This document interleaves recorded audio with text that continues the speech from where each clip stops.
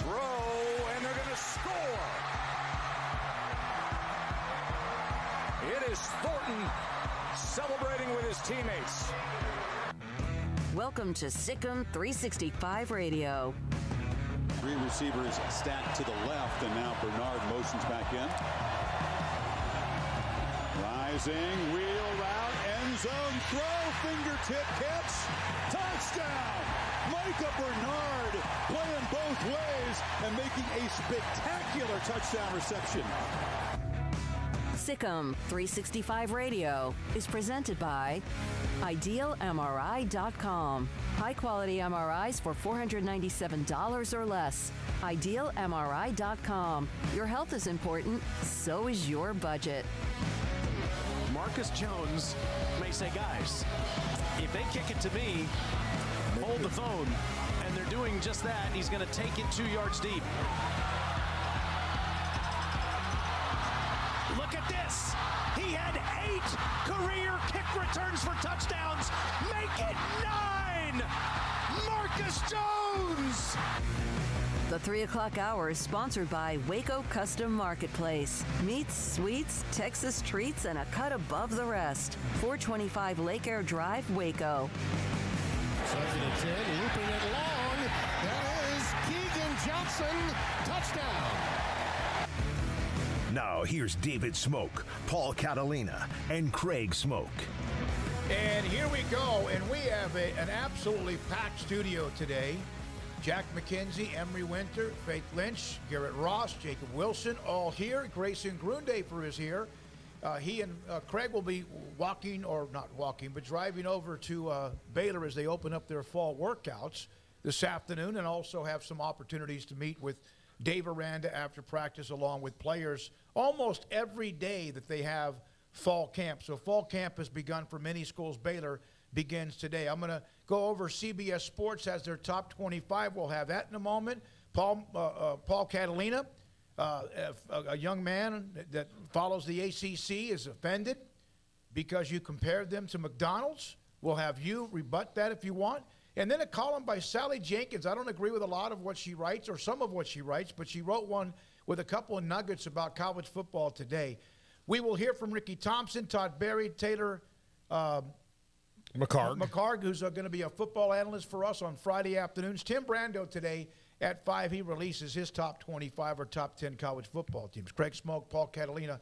I'm David Smoak. The chat room is going already. The text line is 254-339-1122.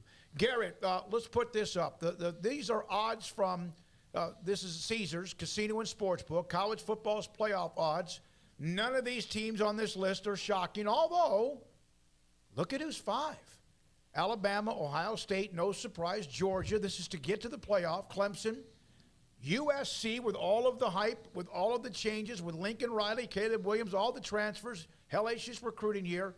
Then Oklahoma, and then Michigan. Well, USC and Oklahoma stick out to me just for the reason of they both had tremendous amounts of turnover, and while I don't think any of that wound up being a huge negative for Oklahoma, I think that Brent Venables and his staff will do just fine. We've never seen that in 23 years in Oklahoma. They haven't had to deal with any kind of tumultuous offseason like that. And look, Lincoln Riley brought in a lot of transfers, and Caleb Williams and Jordan Addison on the same team alone. Before you get to some of the other guys, that's unbelievable, and that should be lethal all year long. And their schedule, seems to lean to give them that, but give them some time to come together.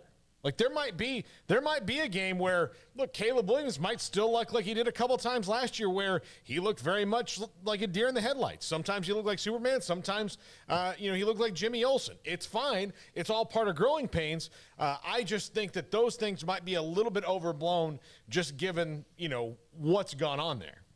Can you put that back up there, Garrett, that graphic, so I can go off of it? Yeah, the top 3, that's everybody's top 3 probably. I'd love to see some that don't have those 3 as the top 3, so that's pretty simple. And then after that, the whole guessing game begins. Clemson, I think, will be very interesting because, for most teams coming off a year that they just had, they might be like the best year they've had in a decade. For Clemson, it's the worst year they've had in a decade, and it's still better than most. But they're certainly in a place of wonder when it comes to, do they have the right quarterback in the right spot at the right time and for the right direction that they want to go, or is there going to be some changes there as the season goes along?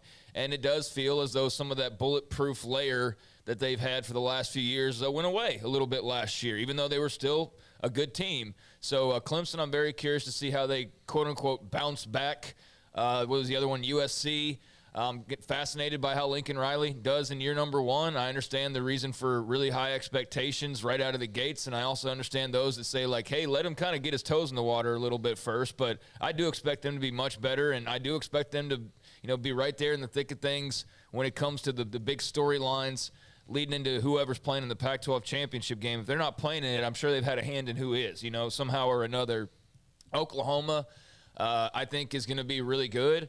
Are they going to be the team that's basically getting into the Big 12 championship game every single year? I don't know if I'm ready to go that far just yet, but I do feel as though there's a lot of there's quiet confidence up there, and then there's a lot of, outrage at being disrespected. It's weird, the mix that's going on. On the one hand, I feel like there's this quiet calm, like the calm before the storm in a good type of a way, like, oh, we'll show you. And yet there's an element of the fan base that just is screaming about being disrespected constantly. So I don't know what attitude the team will have. If it's more like Venables, I think it'll be that sort of quiet, that confidence, and then they'll come out swinging, and they'll be a really good team. I'm not ready to go all in on Big 12 title with them, but, yeah, they're going to be right in the thick of things. And then, Michigan, I expect them to be right in the mix as well. So, yeah, that all makes sense. A couple of them, though, I don't know about playoff. I don't know about that, but that list makes sense. Okay, put that up again, Garrett. Chat room's going on with it as well. Who is not on the list that you think would be or should be on the list? This is to get Utah into the semifinals. Yeah, Utah would be one of them. Yep. Yeah. Where USC and Utah will be interesting to me is this is a Utah team that's all, for the most part, been together for a while. They know each other. They're familiar with one another. So because of that, that might be the X factor to me when it comes down to the nitty-gritty of that. So, yeah, that's why I think Utah, that's the one that really jumps out to me because, you could say Oklahoma State or Baylor in the Big 12 because, they played for the championship last year, and both teams are, for more or less, the majority of people are back. But that's tough to say with the schedule that each of them have that flips. And Utah opens up at Billy Napier's debut against Florida on the road, 6 o'clock. Man, that should be a Utah win. I know it's on the road, but they're on paper the better team. Should be. And those are the kind of games that you have to win early on. Doesn't mean you don't. But if you're Utah, you have to win that game. I think after that, you get into the group after those schools right there of there's really interesting teams. Like I think Oregon will be really interesting with Dan Lanning in year one. Just as far as a team I'm interested to see and what exactly they look like. Cincinnati coming off of the incredible year they had last year. Luke Fickell. I'm sure we'll have that team reloaded and not rebuilding, although they do have a lot to replace. But that's another team I'm excited to see. And then there's just a group of teams that I don't think we really know all that much about. Obviously, that could be contenders that maybe we're just not quite sure of just yet. And yeah, I'm with you. I'd throw an Oklahoma State in there as just as part of that kind of a group. I'd throw Baylor in that kind of a group. I'd throw Oregon in that kind of a group. Whoever you want to say out of the SEC that's not whether that be an A&M or an Arkansas. That second tier of teams who will be good. We don't know how good, and certainly on paper not good enough to say they're in the Ohio State, Alabama level. But there's a big group of those teams that are, that's the remainder of the top 25 basically are all those teams. So that's going to be cool to see who emerges from that. That's who was supposed to, at least based on the odds, get to the college football playoff. So now you take that list, and here are the odds of who wins the national championship. And again, no surprise at the top, Alabama with Ohio State and Georgia, and then there's a drop-off. Clemson, A&M, who's not a part of that college football playoff list, and probably because of who's in front of them on that list, Alabama and Georgia, and then you have USC and Oklahoma on that list as well. Those are the teams, based on right now, BetMGM, who will win the national championship. A&M's there, but they're not in the college football playoff, and again, basically blocked by whatever, if Alabama, Georgia turn out to be who they've been. I was on Texags Radio earlier today with David Nuno, and he asked me, what I thought, about A&M and Jimbo Fisher's, potential and what they think this year. And here's what I'll say. Based on Jimbo Fisher's history, when he has his quarterback, he wins. Kellen Mond was not a guy he recruited. He coached him up really well, and I think Kellen Mond played above where he would have been had the previous coaching staff been there, and he's in the NFL now, and great for Kellen Mond. Jimbo Fisher's great at putting guys in the NFL. After that, it's not his job that they might be mediocre or not, or abjectly terrible. But if he has his quarterback, he'll win. We just don't know if he has that guy. No, and there's no proof that he does until we see the evidence, and obviously he's trying to put that room together where he can win at that certain level. So those are a couple of different polls. Those are the couple of different odds. A&M in the playoff thing. That's interesting. I don't know if that's. I don't know. I don't know what to make of that. I mean, just the fact they don't have a quarterback. It's August 5th, like you're saying. That's a big question mark. And the schedule, that's surprising to me to see them up there in that top 6 playoff mix. No, that was to win the national championship. Oh, well, then even more so. Yeah. That's pretty shocking to me. All right. So that's, again, just a couple of nuggets to start off the day. Clint Moses, Kellen Mond has a great running back to hand it off to. From Mike Bean, notice the problem, though. It's a very small list compared to college basketball. David M., the question is who is going to lose to Alabama in the national championship. I'm not an Alabama fan. Stubby, people are buying into the talent level at A&M. And Jeff Grimm, A&M is out on my birthday, October, when Bama beats them, and he said 49-7. Was the Kellen Mond thing a joke? That I said? No. Kellen Mond, he said Kellen Mond has a great running back to hand it off to. He's not there anymore. He's been gone for a couple years now. He's in Minnesota. He's been in the NFL. So Jimbo Fisher's only had 3 quarterbacks at A&M. Yeah. He's had Kellen Mond, he's had Haynes King for a minute, and then he hopefully has him again this year. That's what he's hoping. And then he had Zach Calzada, and there were 3 games that A&M lost last year where Zach Calzada's play contributed to that. It wasn't the only reason, but it was a major reason. Now, Arkansas too, but Arkansas was one of those things that I think that was a years of fury built up inside that program. Like Michigan and Ohio State last just year. Years of fury and losing close games. So they could have, again, Jimbo could have had Jameis back there at A&M, and they probably still would have lost. We're going to hear from former Baylor wide receiver, sideline reporter Ricky Thompson. His thoughts as camp starts in about an hour. We'll have him today at 3:30, our first guest. Now, Paul, here's a couple other notes. Pete Thamel, earlier today announcing that Ed Stewart, Big 12 Executive Associate Commissioner, former Nebraska football player and captain, is headed to USC, leaving a very high level of the Big 12, being hired as the Executive Senior Associate AD at USC, who will oversee football. He's been a part of the Big 12 for 16 years. Always enjoyed saying hi to him. He and I, on occasion, I'd get him off to the side and ask him about Nebraska football. He was a captain there. It's been a long, long time ago. And so he's now headed to USC. That in no way, in fact, wish I would have probably said this, is that when Brett Yormark was named the commissioner, Ed Stewart had to be at least in the conversation. And so when that job did not go to him, it doesn't surprise me now that he's moved on to take the job at USC. From the 213, Stewart, the stats, according to sources, he was well respected. Yes, he was. Part of his motivation for moving the campus side is to work toward becoming an athletic director. Very big loss, especially with the timing of a new football inexperienced commissioner taking over the Big 12. It's a great hire for USC. It's a great hire for USC. Great hire for USC. And the Big 12 will try to replace him. He knows where all the various things are throughout the conference. But when he was not named, not that I'm saying he was even a part of the serious conversation, the commissioner, I had a feeling that Ed Stewart would probably move on, which he's doing. Yeah, I mean, good for him. Sounds like a great opportunity, and I can totally understand why the Big 12 decided to go outside the box in this, situation. If it had been just status quo and there was no worry about TV contracts and things like that, and even if there was, I'm sure Ed Stewart was still a great candidate. But given the landscape and how just wildly uncertain it is, I think it was smart on the Big 12's part to, maybe do something a little bit different. But, yeah, he got a great opportunity regardless. We mentioned, what was it, a couple of 2 or 3 weeks ago that Lady, the Baylor mascot, had passed away. Judge Lady passed away, and some of the reactions to that by other campuses and their handles that deal with their mascots, from Bevo to whoever else, Mike the Tiger.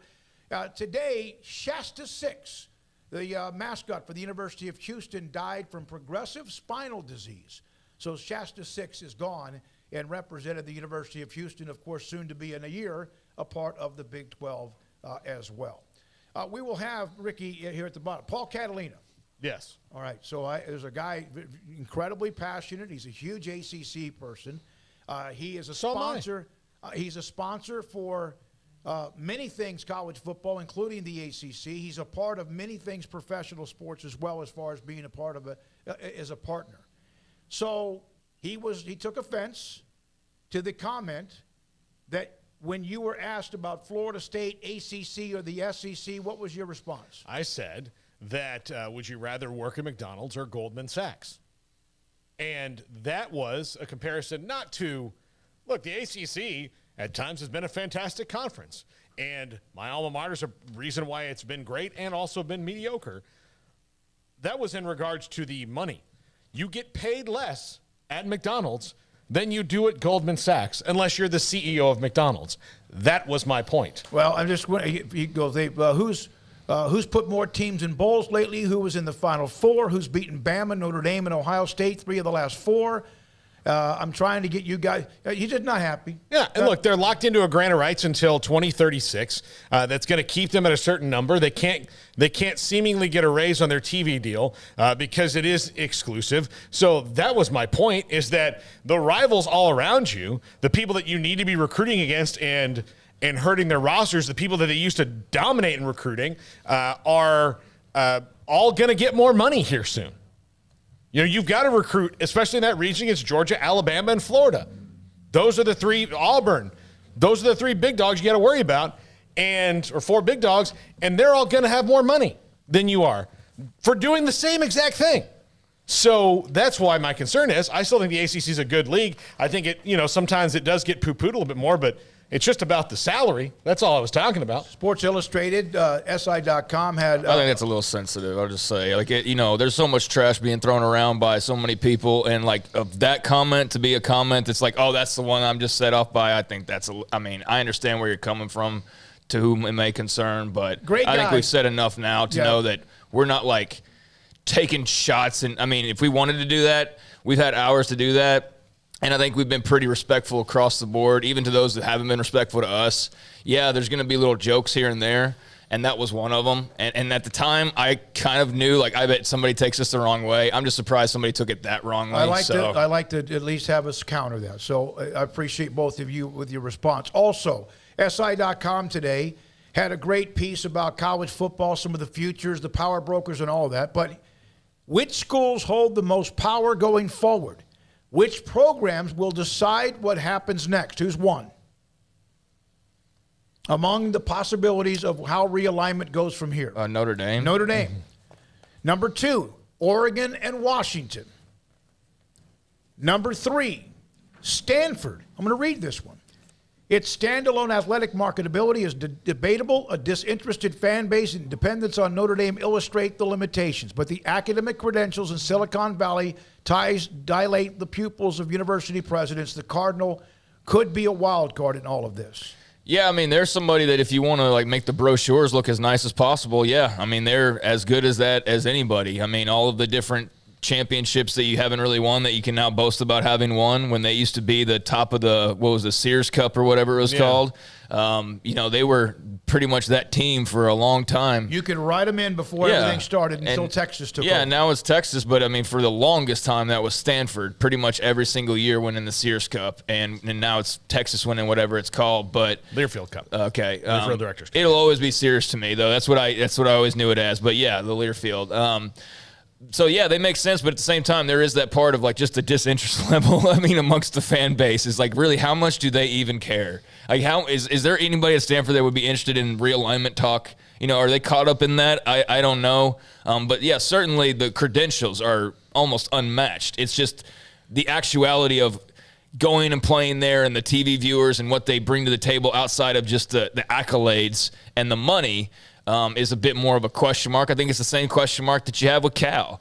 It's the same question mark kind of in general that you have with the Pac to lead you to wonder or believe that, yeah, the Big 12 might be in a stronger position because they have less teams like Stanford and Cal who, yes, have a great media market and have some history and have some great things about them. But in terms of the passion and the fans and the want to and all of that, there's a far cry between them and the Big 12 schools. And I think that's where you're seeing a big bit of the difference in kind of how each side is viewed in this whole back and forth thing. Well, if you combine everything that the Big Ten appears to be looking for when they are expanding, it is brand name, which Stanford has. Now, is it as good a brand as some others when it comes to the actual athletic side of it or the football side of it? Athletics, great. Football, meh. But no. But look, if you go on the Rutgers and Maryland end of it, they have TV market. And if you go on the educational end of it, they have the largest endowment in the entire country. So all those things, to me, kind of put them not necessarily ahead of Oregon and Washington, but maybe,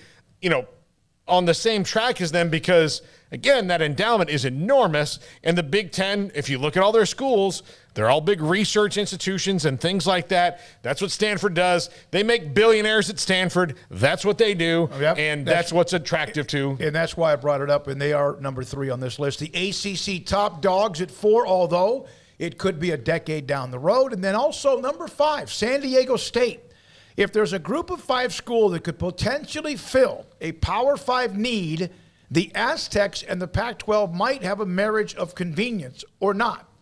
We've seen that. And even back when the Big 12 was looking at whatever they were going to do to expand after the Texas-Oklahoma story popped out, there were certain schools that were not a part of the first 4, but there was always a little bit of flutter from San Diego State. Then you actually hear, and they've got their new stadium and all that, but you hear from those who are in San Diego, and again, like other places in California, it was a pro sports town. It is because of the Padres. I actually saw somebody suggest, and I don't know if it was like John Wilner or whoever, suggested part of the appeal of San Diego State would be like still trying to reclaim some of the LA market. Like you could have them play there in theory. And I don't know, I need to hear more about that idea because that just seems like kind of disrespectful to San Diego State. Like, come in here because we want you to base. I mean, I guess if it would work that way, then good on them, and that would be a feather in their cap. But I don't know if I'd have to see more to know. Like, would San Diego State want to just go play some games in LA? Would that be what they would want to do, or would you want to play in that brand new stadium that you're bragging about? You know what I mean? But yeah, they're an interesting candidate. Those who helped build the stadium would rather you probably play there. Stadium. Yeah. So I don't know. Again, I'd have to see more of what that comment was actually trying to say in the long run. But yeah, I mean, you're looking for any way you can to try and keep hold on Los Angeles and Southern California, and San Diego State would be a way to do that. I think that they've obviously got a very vocal minority on Twitter. I see them in my mentions sometimes, and I know that was a team that, like you mentioned, the Big 12 at least kicked the tires on during their realignment phase a year ago. And had things worked out differently, maybe they would have been a part of a second group that would have come in. And they were certainly, on that list. But it will be very interesting to see because I see a lot of San Diego State fans almost cozying up like to the Pac-12 because they want it, man. They want that opportunity. And if the Pac-12 doesn't give it to them, then who's going to? And that's the thing for schools like San Diego State or Boise State that are on that cusp is, yes, there are teams that are on the top level, so to speak, that are worried about falling off because it's of things out of their control. But there's also those who want to jump up and be a part of the party. And it's a question of, okay, well, how many life rafts are out there? And if you don't get in now, when are you going to get in? Because it's not like we're all thinking that this is going to turn into a bigger, more inclusive party. If anything, it's going to be more of an exclusive. So they fall in sort of that no man's land. So I wish them the best. And if the Pac expands, then, yeah, they seem like almost a no-brainer. Richard Johnson, part of that article with SI.com with Ross Dellinger, Pat Forty, and thought that would interest a lot of you and a lot of you in the feedback. Thank you very much for those who watch, listen to us, and also are part of what we do on Sikkim 365 Radio and 365 Sports. When we come back, Ricky Thompson, former Baylor wide receiver, He's got a little jet lag. He was in Colorado, just got back earlier today, decided, he could come on with us today at 3:30 to give us his perspective of what he would like to see or what he needs to see or what Dave Aranda and company need to see with Baylor opening up their fall workouts. And this is Sikkim, 365 Radio and 365 Sports. TFNB Your Bank for Life is the official local bank of Baylor Athletics. Find out why more Central Texas are making TFNB their bank for life. Sign up for our Edge checking and savings accounts to earn interest or cash back. With 5 convenient locations and an award-winning mobile app, banking has never been easier. TFNB Your Bank for Life. Member FDIC. Boots add protection. Good boots help you climb better and move forward faster. And when your son or daughter steps into the boots of a U.S. Army officer, they also learn how to lead. In these boots, they'll gain more confidence with expert training in one of more than 150 occupational specialties. In these boots, they'll stand a little taller and lead a team with diverse backgrounds and areas of expertise to successfully accomplish whatever challenge comes next. In these boots, they'll earn respect with valuable experience from day one that will give them solid footing for success into the future. Highly qualified candidates who earn a spot on our team can receive comprehensive health care coverage, college tuition assistance, and a bonus of up to $40,000. See all the things your son or daughter can achieve in our boots at GoArmy.com. U.S. Army Waco Recruiting Company, 254-598-8131 or 254-776-1543.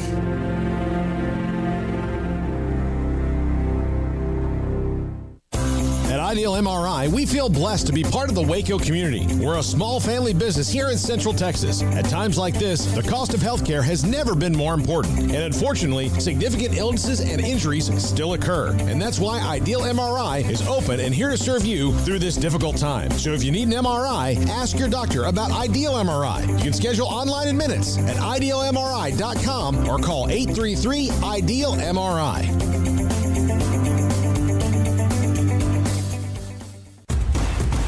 Hey, this is Bryce Petty, former starting quarterback and 2-time Big 12 champion, and I know firsthand the importance of being in top shape both on and off the field. So listen up, men. If you're feeling beat down day in and day out and looking for that high-performance edge that separates the men from the boys, then look no further than the Petty Clinic Low T in Waco. Petty Clinic is a comprehensive men's healthcare clinic with an atmosphere catering to men. Board-certified Dr. Kent Petty has a special interest in offering the highest quality medical care to men of all ages. Some of the services offered include screening and treatment for low testosterone or thyroid, infertility, high blood pressure, diabetes, high cholesterol, sleep apnea, while offering comprehensive wellness exams and complete men's health lab panels. High performance men, remember, it's not just a Petty thing. This is Bryce Petty, encouraging you to reach out and Google search Petty Clinic Low T or go to pettycliniclowt.com and get your complimentary lab screening today.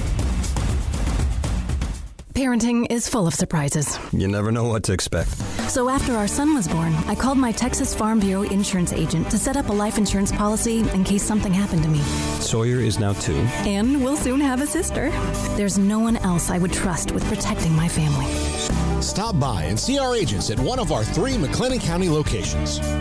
Coverage and discounts are subject to qualifications and policy terms and may vary by situation.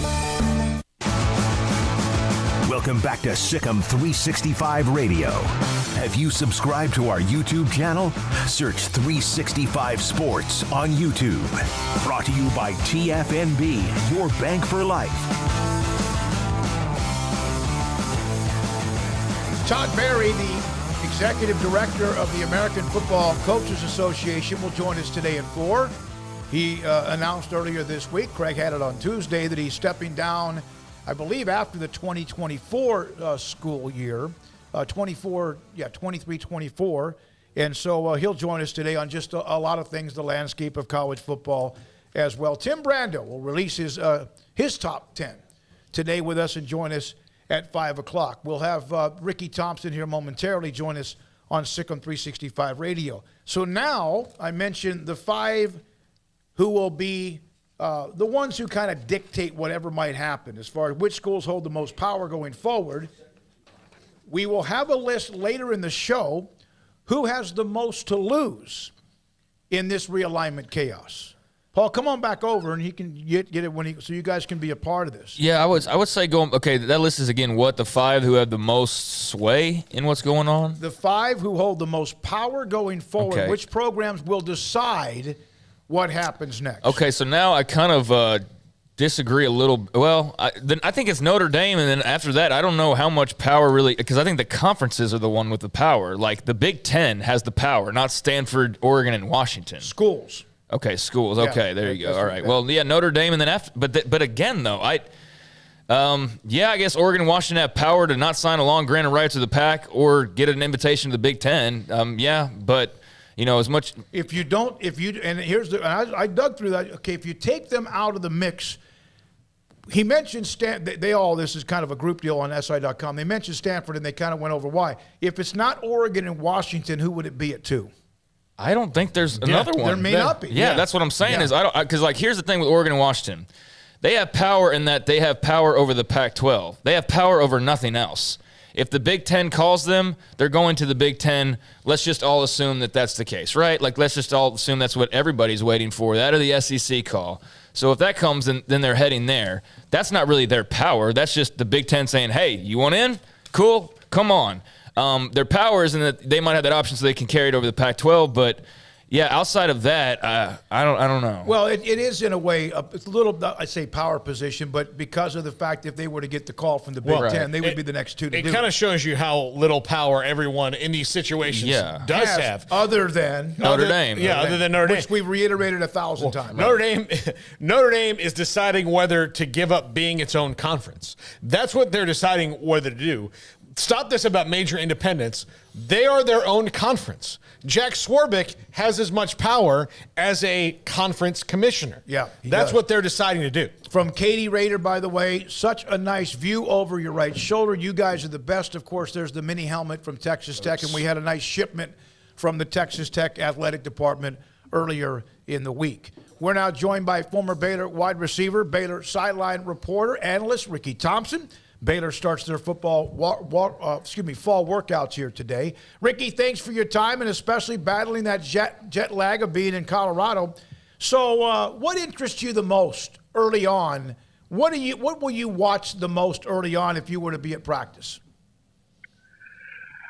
You know what, Smokey, all we hear is all of the talent up front on both sides of the ball and all the returning guys. And I don't know that I remember a season where you've got that much experience back on both sides of the ball up front. So with that makes me watch everything else. I want to see what wide receivers do, obviously, from my history, but not a lot of experience left there. I want to see what the running back position does. And the secondary, you got 2 really good starting cornerbacks back, should have some depth there, but I want to see what these positions that really nobody's talked about the depth coming back, see what they do. I don't think we have any worries about continuity, the way Coach Aranda coaches this team, the way these players are going to play together. I don't think any of that's going to be a problem. I'm just real interested to see what those positions do and how they perform. Remember in the spring you had 2 or 3 receivers that were out, so we didn't see those guys at all. And I think, to me, that's kind of what I watch, and obviously Blake Shapen.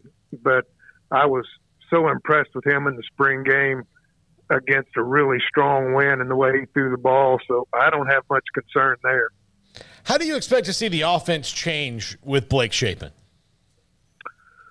Well, I think the easiest way to explain that to me, let's go back to Kansas State last year, and Blake Shapen is on the sideline holding a clipboard, and 5 minutes later, he's going for it on 4th and 4, 4th and 6, whatever it was, and throws the ball 20 or 25-yard completion. I think that tells you a little bit about the mindset when Blake's in the game. I don't think they're scared to throw the football from any position on the field. I mean, any yard line on the field or by position. I mean, 4th and 5. 1st and 10, 3rd and 20, obviously, most likely he's going to throw it there. But I think it's going to be a little more wide open. I think maybe part of what we miss is that Shapen can run the football too. And on the play, of course, that he got hurt against Oklahoma State. What was that, a 20-yard gain, which was really critical at the time. I do think that with his size, he needs to go feet first when he gets to the end of the run. And I know he needs to be protected with a lack of experience backing him up. But I just think he's fearless. I think he'll throw the ball. I don't think he'll hesitate to chunk it over the middle. And some of those throws that are difficult throws that maybe we held the ball a count too long last year, I don't think that's an issue with Shape. Ricky, they have a lot in terms of the skill positions that is now out the door. Abram Smith, Treston Ebner, Tyquan Thornton, R.J. Sneed, Drew Estrada. I mean, you look at it, their top 3 rushers from last year are now gone. Tay McWilliams would be the highest getter, yards getter that's coming back. And then on the receiving side, you're looking at Ben Sims and Drake Dabney as your top 2 returning wide receivers, and then kind of a gulf after that. How hard is it to get new skill guys, especially young players, acclimated quickly and contributing? Is that a concern at all in your mind? Well, yeah, sure it is. And I think that's what I was mentioning. We've got such talent up front. Hopefully that gives us time to develop those positions. I think there's a lot of talent out there. I think there's a lot of talent at running back. There's a lot of talent at receiver. They're going to be young, going to be inexperienced. And really, Craig, I don't think we're going to know until we get to Saturday. We can do all we want to in scrimmages and in practice and on the practice field, even in the stadium if it's practice. But until it's Saturday and the lights are on, I don't think you really know how these guys are going to perform. Now, that being said, the talent is there.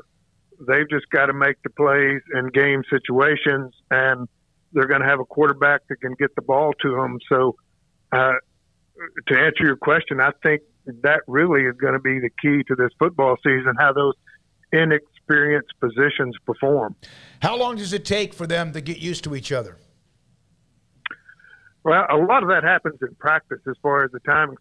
When you're particularly between a quarterback and receivers, they can get a lot of that down in practice. Now, game speed changes. It's inevitable, and there's no way around it. You can go full speed in practice, and it notches up another level when you get into the football game, and it's just different. It just is. And I think you're going to have a couple of games, in my view, before those guys really get timing down, before Shapen gets used to all these young receivers and how they run their routes and how they adjust their routes, how they go to the ball, what spot is best to get them the ball. So that's going to take a little bit of time, in my view, but it's not difficult. It just takes rep after rep after rep, and you can do some of that or a lot of it in practice, and then you got to finish it off in a game. Ricky, you mentioned the returners up front on both sides of the ball. Another one we haven't mentioned is they got a transfer for the second year in a row, and a guy we know really well and a guy who's been an absolute dog in his high school and college career, Jackson Player, joins the front. What do you think that depth will do, adding a piece like that to that defense? I think it's going to be huge. You've got a front that's all coming back anyway, and then you add a guy like Jackson Player. I saw him just a few days ago. In fact, the guy, 6 feet, 295, right at 300 pounds, and I didn't see any of that 300 that looked like fat to me. This guy is really built. He's strong, and I think it's misleading to you say, well, he's only 6 feet. Well, I tell you what, it's hard to get your shoulders on a guy that's 6 feet, 295 if you're an offensive lineman. And I think this guy's going to create a lot of havoc. He's going to create a lot of depth. You've got Apu in the middle as well. I think that is a really huge piece that could make this the best defensive line Baylor's ever had. Ricky, Dave Aranda definitely evolved last year, just opened up more, knew that he kind of had to do that. Also, connecting with the players, the culture that they were building. Obviously, it was so hard in year one to do all of the things they wanted to do, and they were able to do that in a big way last year. What do you think the continued evolution kind of looks like for Dave Aranda as a head coach? I just think he continues to learn and gets even better. I mean, remember, guys, this is only the third year he's been a head coach, and he will admit that he learned a lot in that first year about what it's like to be a head coach. And sometimes I think there were times where he admitted he was probably a little more laid back or didn't say some things he needed to say. And I don't think that's an issue anymore. And he's got a way about him that these guys listen. I mean, when he says something, they listen to him. They've got a ton of respect for him. He studies the game. And I don't know that there's a better prepared staff than what you see under Dave Aranda. And just a personal aspect of that is we're going in after halftime and you ask Coach Aranda a question and you just find yourself almost losing track of being on the radio, just listening to him talk. And you've got the guy sitting over here saying, you can't take that long. You can't take that long. And I said, well, you're going to have to tell him to stop. Yeah. Because I'm not going to. He's just mesmerizing, and he starts answering the question and the depth that he puts into that. And these players see it. They know how much he cares about them, and they also know how smart he is. And these kids, they recognize that, and they know the difference. And I think it was very obvious last year. Ricky, I've had the opportunity to talk to several of them this summer, and we've done interviews with them. And to a man, they're all kind of in awe, like you said, of, holy cow, this just got deep real fast when he talks to them. Yeah, he does. And he makes it very obvious that he cares about them as players. And simply go back to the fact of Gary Bohannon and what he did for him. Unbelievable. I mean, there might be another coach in the country that would do it, but I don't know that I could name them right offhand. I think that was huge. And guys, that's going to go along with these players that are here now. They saw that. They recognize it. They know why he did it. And what a huge example that sets for these players. And I think it does make a difference. And we've talked about this before. When those guys actually like each other and play together and fight for one another, it does make you a better football team. And that's what I think Dave Aranda's strong point really is just really getting everybody on the same page. And when you do that, they will fight to the death for you. You have been in the locker room as a player. You've also, as you mentioned, the sideline interviews, post and halftime, etc. You understand the game. When did you realize what 2-7 in 2020 was going to be different in 2021? I think you saw that pretty early. I think the Iowa State game that you won 31-29, there was every opportunity in the world to lose that game. I mean, you look back and think about the way you won it, and that was just one of those that the year before, I think we lost every one of them like that. Any game that was tight or close or came down to 3 or 4 plays, we lost those games. But when you won that game early in the season at home, to me, that was a sign that it's going to be different. I don't think I really had an idea it was going to end up being a Big 12 championship and a Sugar Bowl champion team, but I knew it was different, and I knew they were going to be pretty good, and I knew they were going to win some games.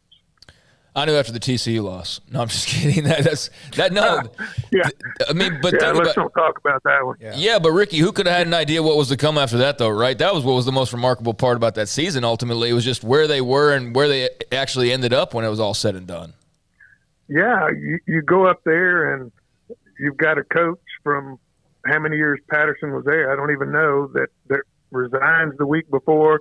You've got a new quarterback in there for TCU, and you honestly think, oh, we're going to go up there and blow these guys out. Mm-hmm. And it comes down to a 2-point loss and an interception late that really probably was going to get us in field position to win the game. How devastating. I mean, I saw that locker room after that game. It was a shot to the gut, guys. And to your point, Craig, to come back after that and win the rest of them and win the league and beat Oklahoma State in the championship game, Oklahoma at home, Texas at home. Who could have seen that coming? Yeah, because I'm the idiot that when Gary threw the pick on the sideline, I said Baylor can kiss their Big 12 championship hopes goodbye. I was obviously very wrong on that, and Some, by the way, even some at Baylor, reminded me of that when they, of course, were able to win that last game and Oklahoma State knocked out Oklahoma.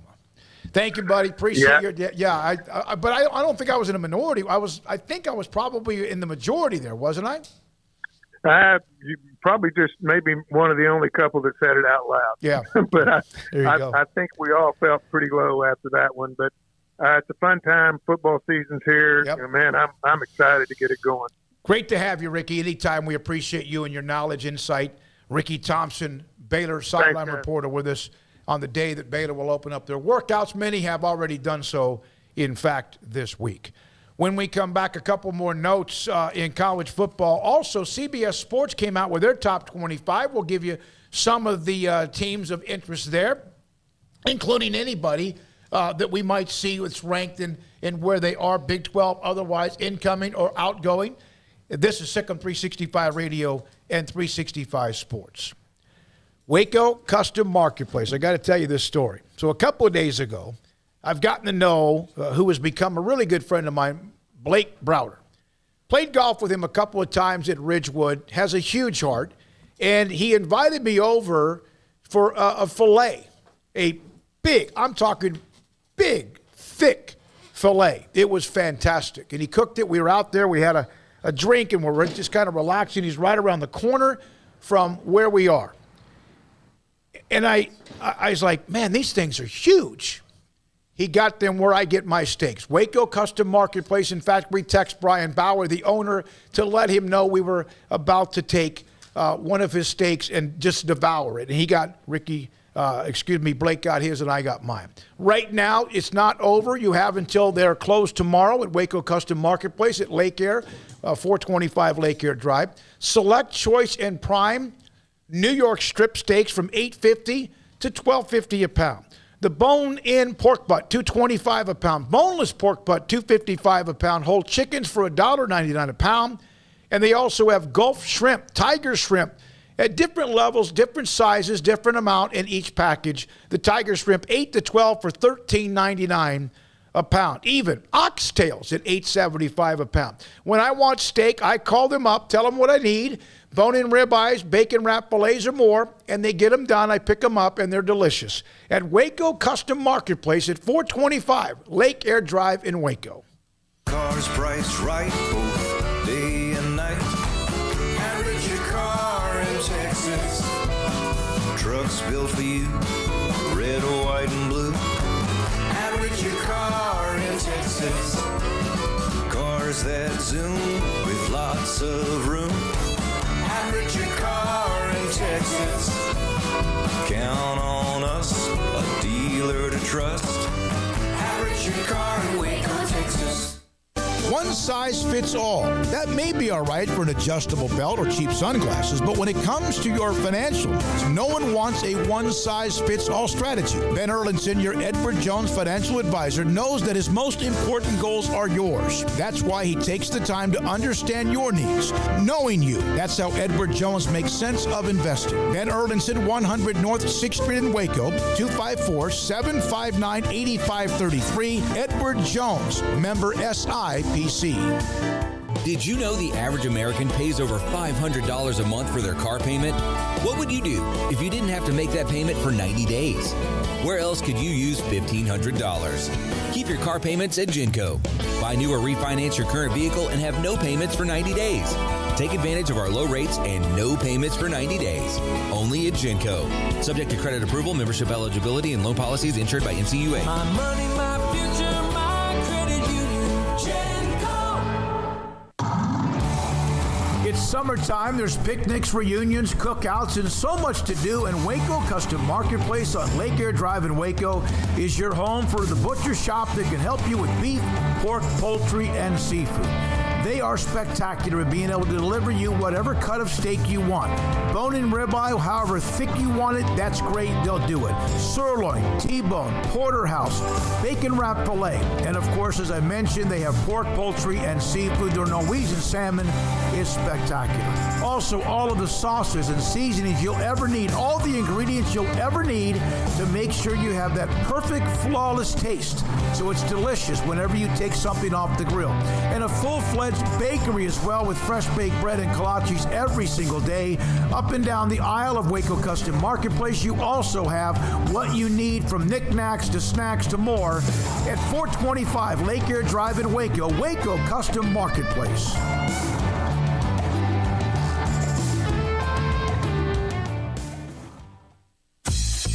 Baylor Scott & White, Southwest Sports Medicine and Orthopedics, the team physicians for Baylor Athletics, diagnosing and treating all sports-related injuries, including concussions. These specialists also provide orthopedic services for athletes and non-athletes alike, whether it's knee or shoulder pain, hand or wrist injuries, orthopedic spine care, and even an arthritis and total joint clinic. Trust the doctors Baylor Athletics trusts. Baylor Scott & White, Southwest Sports Medicine and Orthopedics wants to get you back in the game.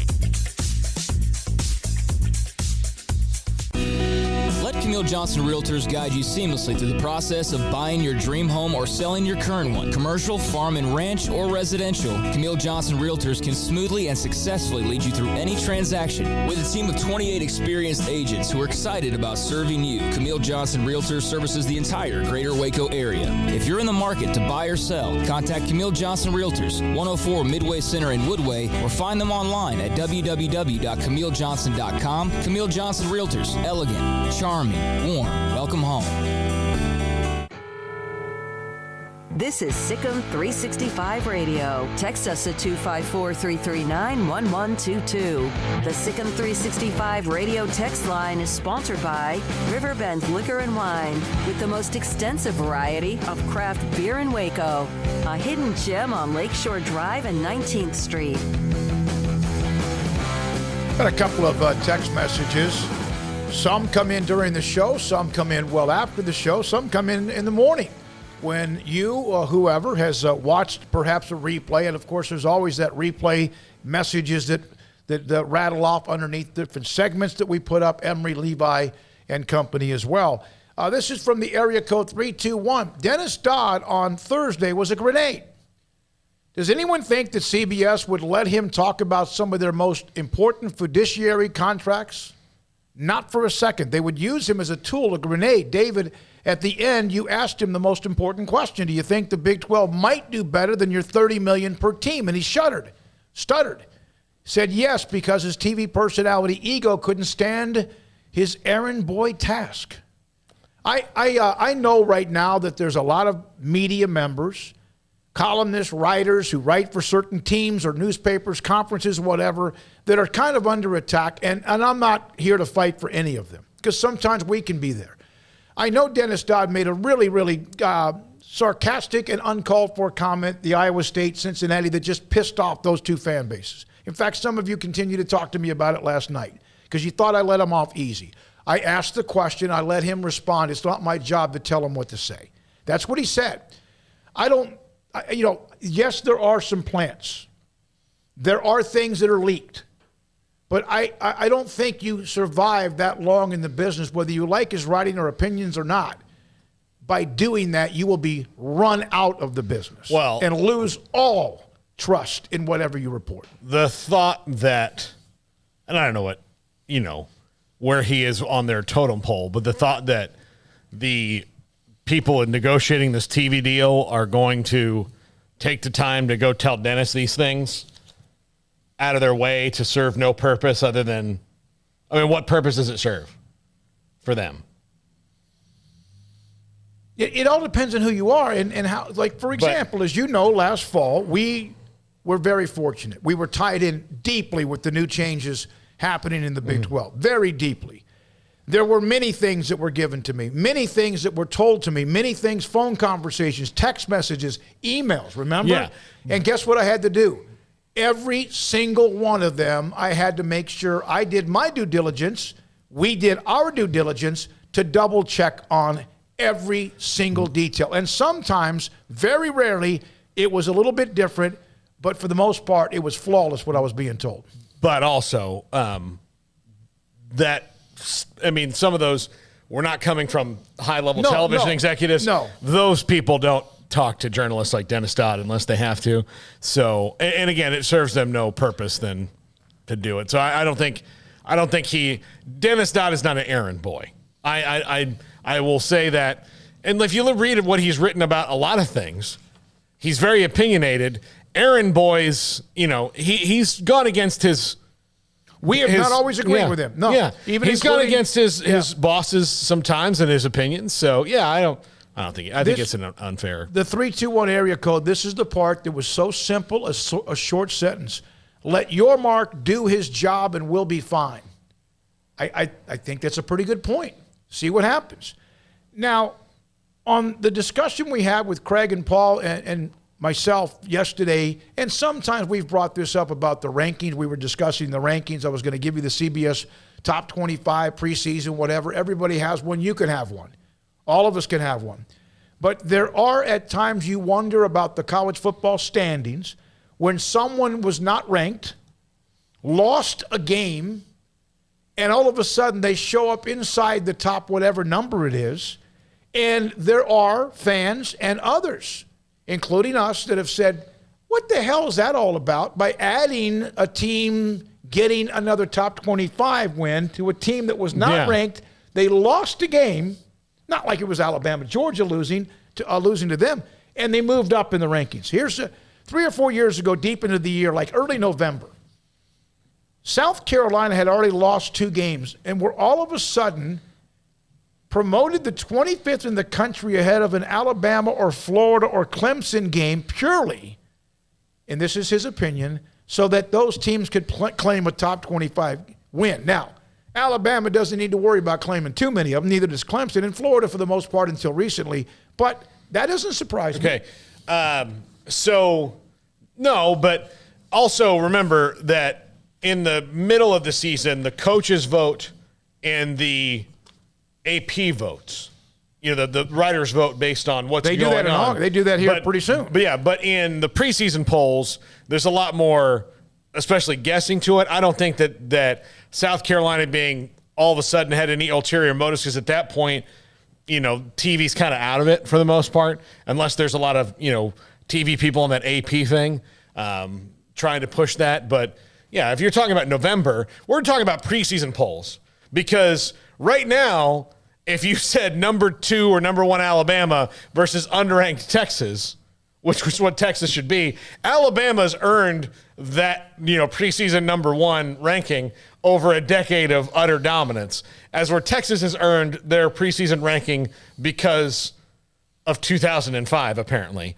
And that's where they are. They played for the title in 2009. Yeah, okay. But I mean, because of that little run, since then it's been anything but great. Most of the time it's because they are, whoever the logo is, USC, UT.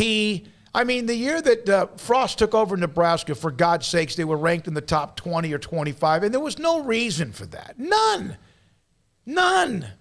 And obviously they failed and fell on their face. Well, and Texas is kind of a special case in that they have done less with more when it comes to overall recruiting talent than anybody over that stretch. They have not developed their guys. Not most of them. Yes. At least it seems to be now they've had some that have developed and ended up in the NFL with the lower ranked players in their rankings. But they have not wholesale developed guys to be better than they were than the day they got on campus. They were 4-star high school players when they got to college, and they were 4-star high school players when they left college, and that means that you didn't change in 3 or 4 years. Through a multitude of different things, but that's why Texas's problem was, because people thought eventually Charlie Strong or Tom Herman and now Steve Sarkisian, and at the end of Mac Brown, this is the group of guys who's going to get it. They're going to get through to this group of guys. But obviously Texas's problem were larger than just that.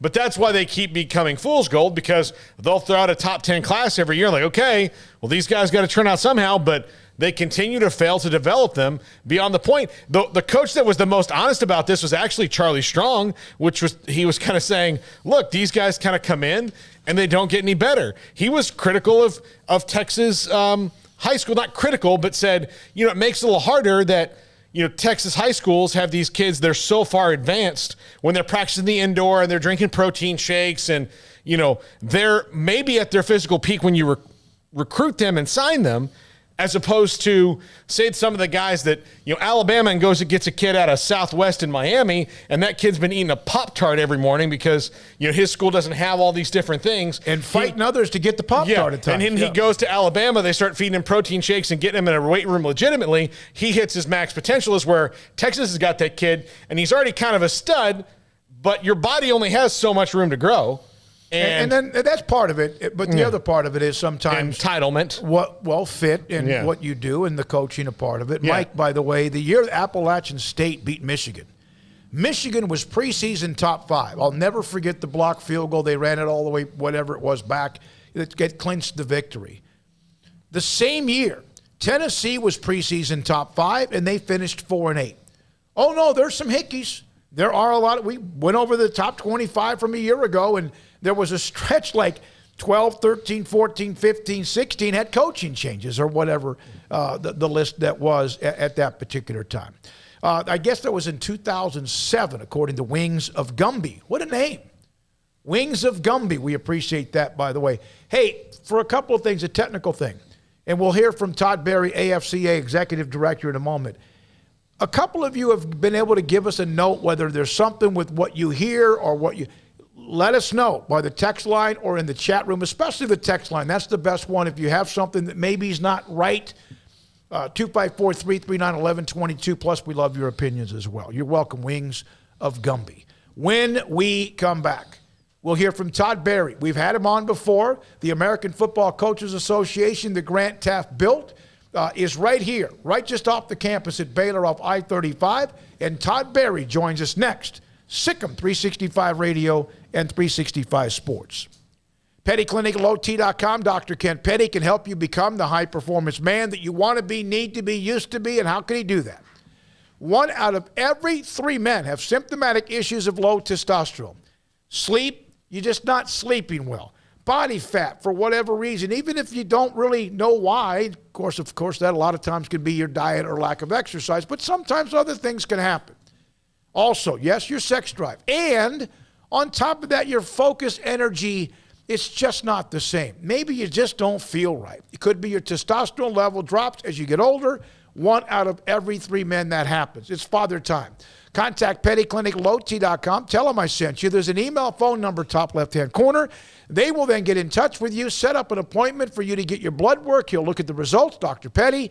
And if, in fact, your testosterone levels are too low, he can put you in a program to increase them and help you become the high-performance man you want to be, used to be, and need to be at pettycliniclowt.com. During the Make This the Summer event, Allen Samuels is celebrating with an incredible lineup of new 2022 models like the Grand Cherokee L, Renegade, Wrangler, and the Wrangler 4xe. These vehicles bring power, style, and a smooth ride you'd expect from a Jeep. The Grand Cherokee L even brings you extended seating with a 3rd row. Come see what Allen Samuels can offer you and your family and find the Jeep SUV that fits your lifestyle. Baylor University is where lights shine bright. So, let there be light. Let there be roommates and teammates, scholarship and championships. Let there be fresh starts and new traditions, fast friendships and lasting impacts. Let there be laughter. Let there be joy. Let there be light. Baylor University, where lights shine bright. Do you or your kids get nervous about going to the dentist? Stonewood Dental, Dr. Steve Childress, he can help. I've spent a career taking care of patients who as children had bad experiences, and now they're adults that hate going to the dentist. If I get a kid at 3 years old and they come every 6 months and it's a happy experience, it's normal for them. Now they have an accident at 6 or 7 or 8 at school. Now they have a broken tooth or a trauma, and they have to come here. They're used to lights, they're used to water in their mouth, they're used to experience, they already trust us. It's amazing what we can do with that kid without it being a negative thing. But if I see a 6 or 7 or 8 year old that's never been to the dentist, and now they have a trauma or an unfortunate unexpected toothache, it's harder to do that for that kid and it not be somewhat of a negative experience. So bottom line is I try to teach kids and adults and teenagers and everybody the way I'd want my family treated, which is where it's a necessary part of life. You just take care of it. It doesn't have to be that big a deal. Learn more, stonewood-dental.com. Riverbend Liquor and Wine, Lakeshore Drive, North 19th Street, right behind the bank, is a hidden gem in Waco. If you're a fan of bourbon, especially local Texas bourbons, that's where you gotta go. Balcones, TX, Devil's River, whatever it is, they've got it. Riverbend Liquor and Wine, plus the best selection of craft beers in Waco, seasonally churned out throughout the year. Whether it's spring, summer, fall, or winter, Riverbend Liquor and Wine, best selection of craft beers, a speedy drive-through window, and excellent customer service. Find out more on Instagram or just go by and see them. Lakeshore Drive at North 19th Street behind the bank. From the first workout to the last practice, sports is an incredible and rewarding challenge. Hi, everyone. This is Dan Ingham with the First National Bank of Central Texas, and we're proud to support each athlete, every parent, and our educators. From families, small businesses, to the biggest industry, we're here to help. With remarkable products like mortgage lending, we've got banking ideas that fuel big dreams. The First National Bank of Central Texas. Familiar faces making local decisions. Member FDIC, Equal Housing Lender. In the market for a quality metal building? Since 1943, Pioneer Steel and Pipe has helped Central Texas residential and commercial customers with metal building design, panel options, building components, and trim options. Pioneer Steel and Pipe's residential line is energy efficient, offers low maintenance, reduces insurance payments, is impact resistant, and carries up to a 45-year limited warranty. In addition, they can also help you find a metal building contractor for your project. Pioneer Steel and Pipe with locations in Waco and Bryan and at pioneersboys.com.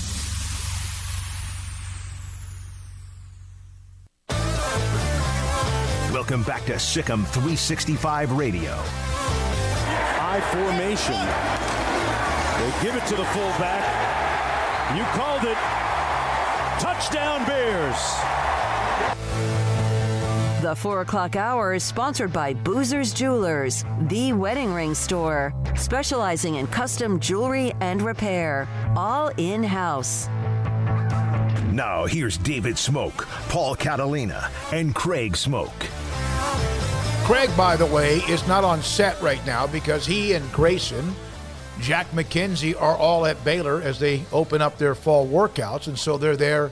There's a little open media set, a little open window where you can watch some of the practice, and then, of course, later on, after practice ends, a little after 6 o'clock, you can interview some players that they bring in, usually 2 or 3 players and whoever else as well. And so he's not here right now, and I'm not sure what time. We might try to get a cut in with him in between all of that, between the open media session and also the interviews as well. We'll have Todd Berry here, the executive director of the AFCA. We're waiting to hear from him, is waiting for his call to give us what he thinks about college football, the landscape, and more. The Raymond and Waco, did you guys see Jarrett Stidham play his ass off last night? I did not. I did not. I honestly, I say this. I'm glad that the games have begun again, preseason. I did not, because of just some things I'm working on right now with our coverage of football, that really the best thing I can do is just turn off the TV. Not because I don't want to. If it's something I want to watch, a real game, I would have had it on. But in that case, I just didn't have. I didn't have play time. I will watch a little bit of the Cowboys preseason. I will not watch a second, I promise you, of any other NFL preseason game. The NFL preseason means absolutely nothing. I don't get people who get excited by it. Well, those who are trying to make a team. Yeah, but those who are trying to make a team are not me. No. So as a television viewer, I could give an S less about this game that doesn't matter. And yes, everybody's got a story, and that's great. I only have so much bandwidth. And Well, you're going to see... Yeah, I know. Bullet Train or something. I'm going to see Bullet Train tonight. I'm going to see Dancing. Dirty Dancing in a week. And yeah, you have time. You had time. Yeah. Now, I would rather watch a billion that tweet I put up. Preseason games. This is an interesting note, by the way. Look at this. Texans head coach Lovie Smith, and yes, I'll drop a name. He's a great friend of mine, unbelievable man, head coach of the Texans, confirmed today that Jalen Petrie will be one of the starters. How about that? Not a surprise. They loved him, and they got him. And he, of course, has performed exactly like many thought he would. A week into training camp. That's what I think the most surprising thing is. And usually you got to bring guys along. But, this is two factors. Look, and I'm not trying to knock Jalen, he didn't have as big of a mountain to climb as a lot of other rookies, second-rounders trying to make their teams because the Texans roster was absolutely gutted. But it's still, even then, when you have that situation, you bring a guy in on a one-year deal to start until Jalen Petrie's ready. So he is absolutely dominating. Would he start in the Cowboys secondary? Yeah. Yes, he would. There you go. All right, and there's another team. And so we'll hear from Todd Berry. He just tried to call back. We'll get him here momentarily. Now, I want to get back. I don't have time to do it now. We might be able to go revisit this. When the SI.com article, if you're not a subscriber to SI.com, is very good in college football, that they came out with kind of just an overview on some topics. We mentioned those who might be the ones who can make or at least create the next part of realignment. We're going to have a list a little bit later on, the ones who have the most to lose with anything realignment in the chaos that exists right now, and we'll have that for you later in the show. Todd Berry, Executive Director of the AFCA, the American Football Coaches Association, joins us, and he's been on our show a handful of times, and we appreciate it. Todd, thank you very, very much. We had mentioned, you and I had talked a little bit back and forth about your future, that at some point you were looking to probably step down. That announcement came out, I guess, earlier this week or whenever it was. So you still have a large window. Is there just a lot you want to make sure you get done before you leave? Well, it's I apologize for being a little bit late, but it's just kind of crazy times right now. No one knows exactly who's in charge of college football at this point in time, it seems like, and so there's a lot of things going on. But yeah, I had that bout with COVID. You and I've talked about this before back in January, and this job is an all-engrossing job, just like my head job was, and so I announced this to the board in May. And to the coaches in May. And so some people got wind of it this week, and it'll take us about a year and a half to find my replacement. That's been kind of the norm in the past. And so I don't know that it has any huge ramifications other than, there's a lot of work to be done, and there's certainly going to be a lot of work for the new individual when they take over for me in January of 24. Yeah, Coach, you may try to get everything done before you leave, but the way that this works, and you just said who's in charge of college football right now, I doubt anybody's going to say, hold on, wait until we can give Todd a nice little retirement party. They're kind of moving without regard to anybody, aren't they? Yeah, it's just kind of a crazy time. Certainly, I'm not necessarily faulting anybody, but I certainly, last year in June, the Supreme Court had some rulings, and it really challenged I think a lot about what the NCAA is about and what their mandate is. And so they're concerned, obviously, about leading. And without that group, then, it goes to the commissioners or football oversight or this new transformation committee. And nobody really knows, I think, quite honestly, who's making what decisions. And you certainly recognize that there are a lot of troubles right now, many of them that we've brought on ourselves over the last several years. And we need some really strong leadership right now, quite honestly, to get through some of these things. And quite honestly, many of them, I'm not saying they're not hard because many of them are complex, but we could certainly do some things to assist and help. If, in fact, the college football playoff expansion had gone through last summer, and that was out there, as you know, and then all of a sudden the alliance, and it was derailed. If, in fact, it had gone through, would we be seeing the changes we see today? There's so many different hypotheticals you can utilize, I think, at this point in time and say, what if? And it would be really hard because I just like right now, if you said, what if on maybe the issues that are confronting us here in the future, you could go down about 10 different paths, and each one of them would take you down 10 different paths. I think it's really kind of hard. I think a lot of this has been brewing for a while. There's no question that there's been some challenges, I think, for some of the really, really, really strong programs in the country in relation to what they would like to do with their student athletes and what they would like to do with the championship, and how that really merges with this, significant divergence of different universities and different goals and aspirations. I think one of the real challenging things, and I mentioned this the last time I was on the show, is just I think there's going to be some university presidents that are going to be challenged here in the future to say, are we an academic institution or are we a professional farm club? Because right now that's kind of the direction it seems like that every decision is being made on is based off of money and opportunity down the road for more money or an elite status and so on. And at some point in time, we need to, I think anyway, this is supposed to be a scholastic academic position. And at some point in time, we have to start talking about academics and the whole goal of what universities are and what university athletes are supposed to be.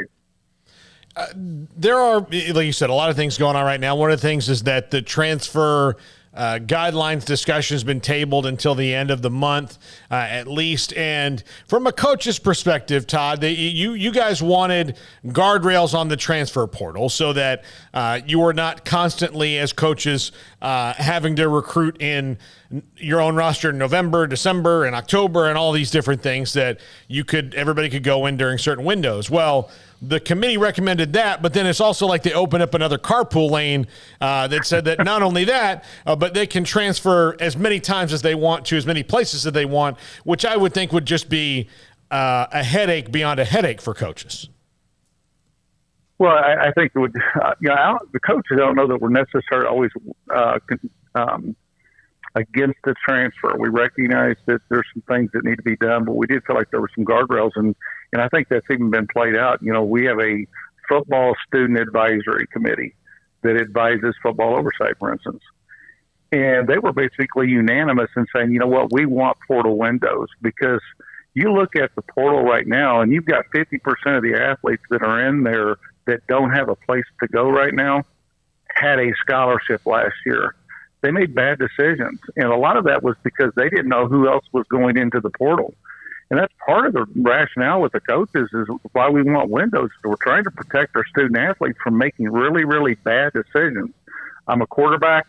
I want to enter the portal maybe. I think about transferring, but then all of a sudden I see 15 other quarterbacks that maybe have more accolades than I do that get in the portal. Well, maybe I'm not going to get in the portal this year. And that's what the window does, is it helps protect the student athletes. And, unfortunately, some of the one of the things that I feel that is hurting us right now is that many times we try to lump all of the sports into the same category, and all these athletes are having different experiences. And I think that was proven this last week when we heard the chair of the student advisory committee for all of NCAA sports, who is a volleyball player. They were worried about the transfer portal and transfer windows, and suggested that the student athletes were against it. Well, football was unanimously for it. And that just kind of talks to the really different experiences that each sport has in how things are being looked at. And the one size fits all, that's maybe not the best place to be always. I think most of our coaches recognize that whenever they were talking about putting in one transfer, it was going to be really difficult at that point in time to say, oh, no, when we're against the second transfer or a third transfer. That's going to be really, I think, hard to hold up in the courts. We had good reasons, I think, to limit the transfers because we had academic data that suggested that regardless of your sport, your age, your GPA, if you transferred, you lowered your chances to graduate. That was a good reason for doing what we've always done in the past. But now whenever you say, oh, but now you can have one, well, that kind of throws that academic, I think, argument out the window a little bit, because it wasn't about academics with the first one that you said that you couldn't transfer. And so, I think for as coaches, we always kind of recognize that we're going down a path to where it's transfer any place that you want, because, again, I don't think the academic part of this is really fitting into the equation at all. Do you feel like the transfer portal is allowing now the larger schools or the blue blood schools to have farm systems with everybody else? Sure.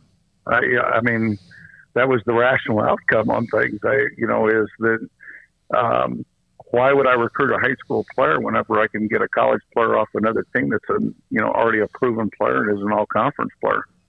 And the student athletes in relation to with NIL, now they're transferring for NIL money. They're not worried about the academic prowess of an institution or any of those other kinds of things that used to be the conversations that we had. And, again, we're turning into a pro model. I think you're going to see many of our coaches, unfortunately, I think they're backed into the corner to where they have to treat things like a pro model. I'm not going to certainly hire a bunch of coaches that are great recruiters, because right now it's all about the NIL money to begin with. I'm just going to have to have one home visit and say, here's what we can offer you, because the money's what's driving things. And again, I don't think that's what people wanted, but I'm always surprised when I hear people say that they're surprised that this was the outcome, because we did this in the 70s, and that's what led to all this. And all then you have to do is look back in history and say, okay, why were these rules put into place? Well, it was because in the 70s, things got out of control, and nobody liked it because we'd lost our academic model. I thought we'd return to that, but obviously we're in a different place right now, and it's going to be very difficult, as I mentioned the last time I was on the show, to have any real input on NIL. The Supreme Court's ruled, and that is boosters are basically in control of athletic programs now. There are several different bills. I know that Tommy Tuberville and Joe Manchin are going to work on one. And of course, Coach Tuberville maybe knows or should hopefully know the game more than any other senator, since it was his career before he did that, and can maybe put in some better guardrails to it. But what, as a coach, would you like to see the government be able to do about NIL so that it's at least one uniform across the board in all 50 states? Yeah, I think that's the key, obviously, and we've always said it, is that you're not going to be able to control necessarily name, image, and likeness, but you can control the tampering, buying players off other teams, some of those other kinds of things, but you can't do it through the NCAA because they don't have subpoena power and they can't arrest you or fine you. And I'm not talking about just a coach or an athletic director. I'm talking about a booster. And the thing that the federal government can do is because this is part of interstate commerce, then they can put in some rules in relation to that buying players off of other teams, to where all of a sudden that's tampering, and now you've got jail time or you've got fines or whatever. And that's why the NCAA has always asked for, coaches have always asked for federal involvement in this, because each state, in doing what they're doing from a state law standpoint, we've already seen many states that had NIL legislation that they passed thinking that it was going to benefit their universities in the state, only to find out that because it was not uniform, many universities around the country that didn't have an NIL state legislation, they took a much more liberal approach. And now, those states are rolling back that legislation because what they've done is they've hindered or hurt their own university. And then I think we've got the other problem kind of moving forward with all the transfers, and this is not going to slow down. It's probably going to speed up, is that with all the transfers, you go from one state to the next state, and the impact of the different NIL legislation is going to put, I think, a lot of young people in kind of some serious trouble about making good decisions and not knowing if the NIL money carries forward from one state to the next, and so on. I got a question, Todd. Obviously, the discussion not about just NIL, but the transfer portal. You've done a great job of helping us understand. You even told us a story about a coach that mentioned that maybe somebody offered a player a scholarship and the coach didn't even know anything about it, and not sure how much that works out. But you also know what's happening with realignment, USC, UCLA, the most recent story. How much is that a part of the discussion? Because you've worked for Blue Bloods, and you've also worked for those that have to scratch and claw to make sure they have a chance to play somebody in a non-conference game to make some money. Where do you see this? Where do you see this going?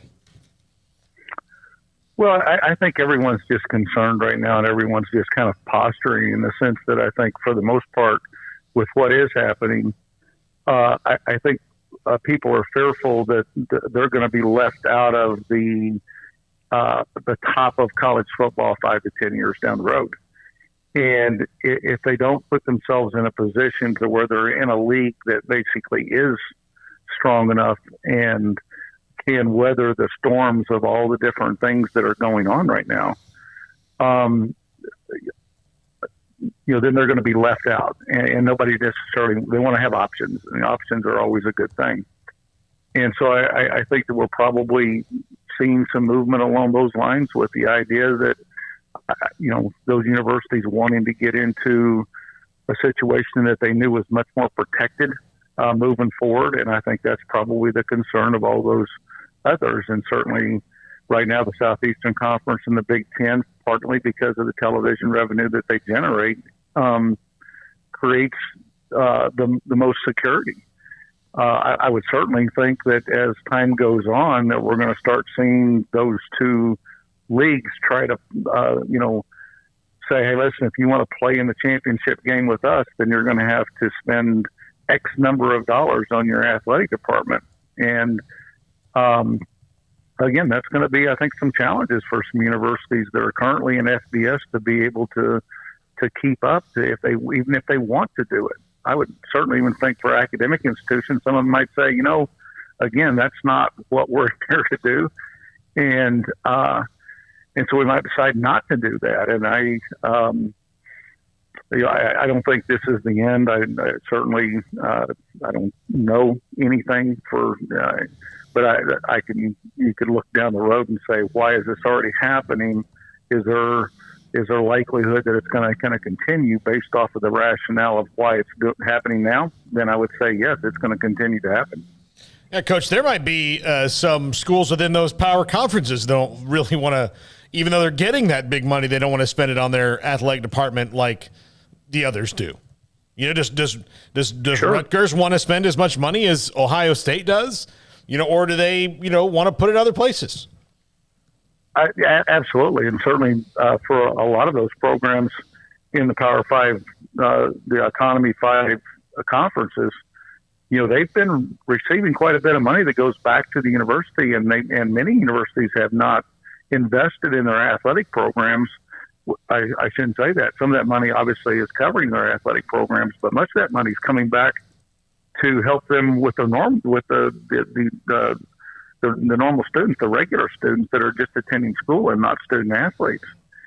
And if all of a sudden that expenditure rises because I have to be at this level in order of expenditures to continue to play at this high level, then they probably are kind of questioning about what the value of that actually is. If that's the case, if I'm having to spend everything that's coming in and that's not assisting the regular student at my university, then it might not be beneficial to move forward.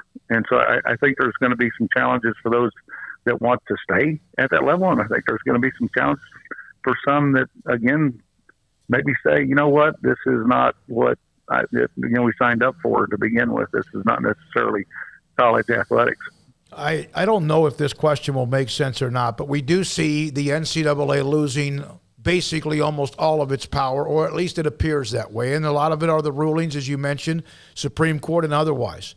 And my question is, if that can happen with the NCAA, how do you prevent the AFCA from being broken into different pieces with those who are or not? Does that make sense, me asking you that question?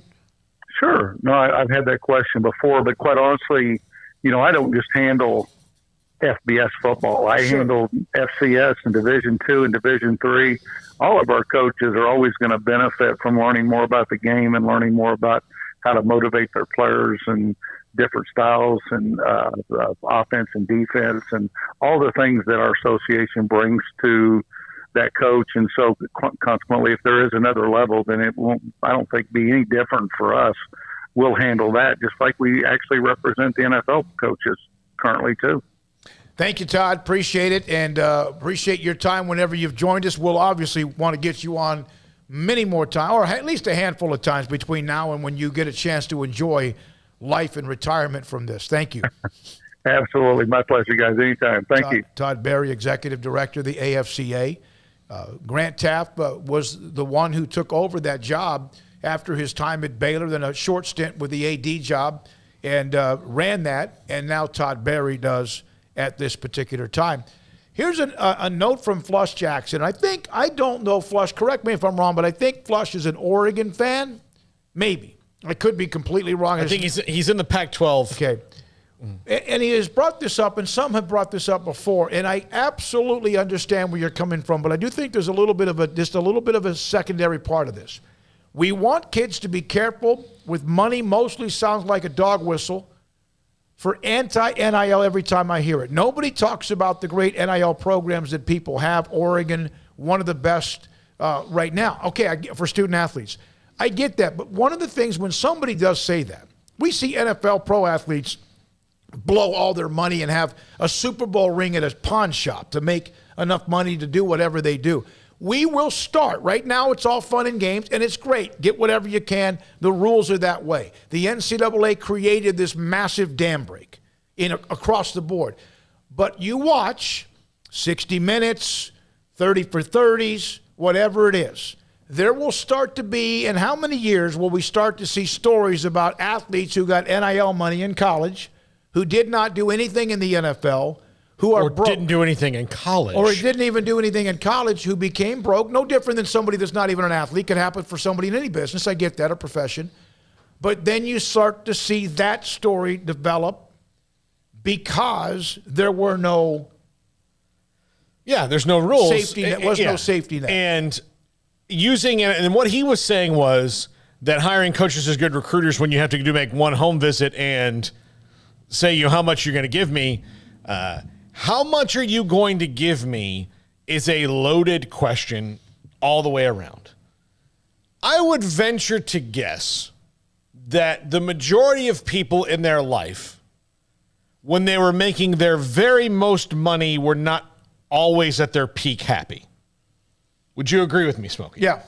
And I'm not asking you, don't tell me your personal experience unless you don't want to, but when you think about when you're making the most money in your life, were you also the most happy? Or were you the most happy when you're making a little bit less, but being able to do something that mattered to you, being able to spend time with your family and friends, and doing work that you felt appreciated? Because sometimes when you make that most money, you are absolutely just, a part of a machine and don't get to really be, the person you like being. So when you put kids in that position of at 17 years old and at 16 years old, before they've even gone to college, 16 and 17-year-old kids who are all, by definition, dumbasses.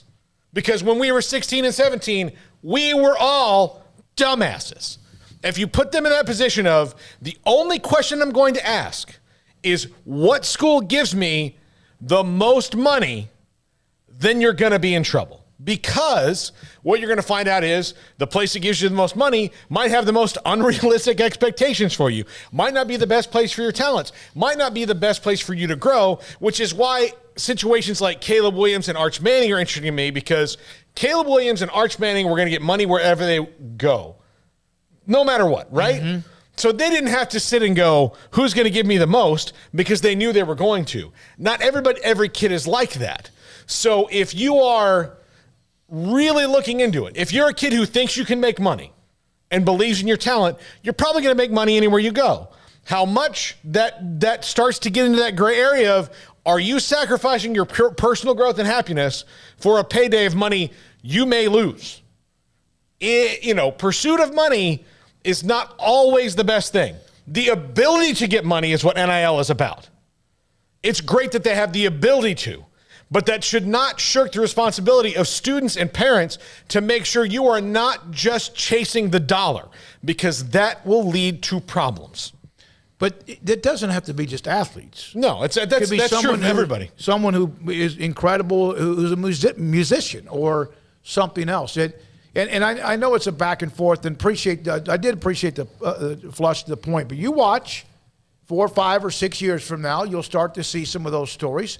And we see them in the NFL from players who are part of Super Bowls and Hall of Famers who have sold things that they had because they had the wrong people around them. That's their fault. but also they were taken advantage of, and that's unfortunate. And that's my concern about how some of this is going to go down. I hope all of them end up making as much as they can, saving as much as they can, because I damn sure didn't. Sikkim 365 Radio and 365 Sports. Riverbend Liquor and Wine, Lakeshore Drive at North 19th Street here in Waco, a hidden gem.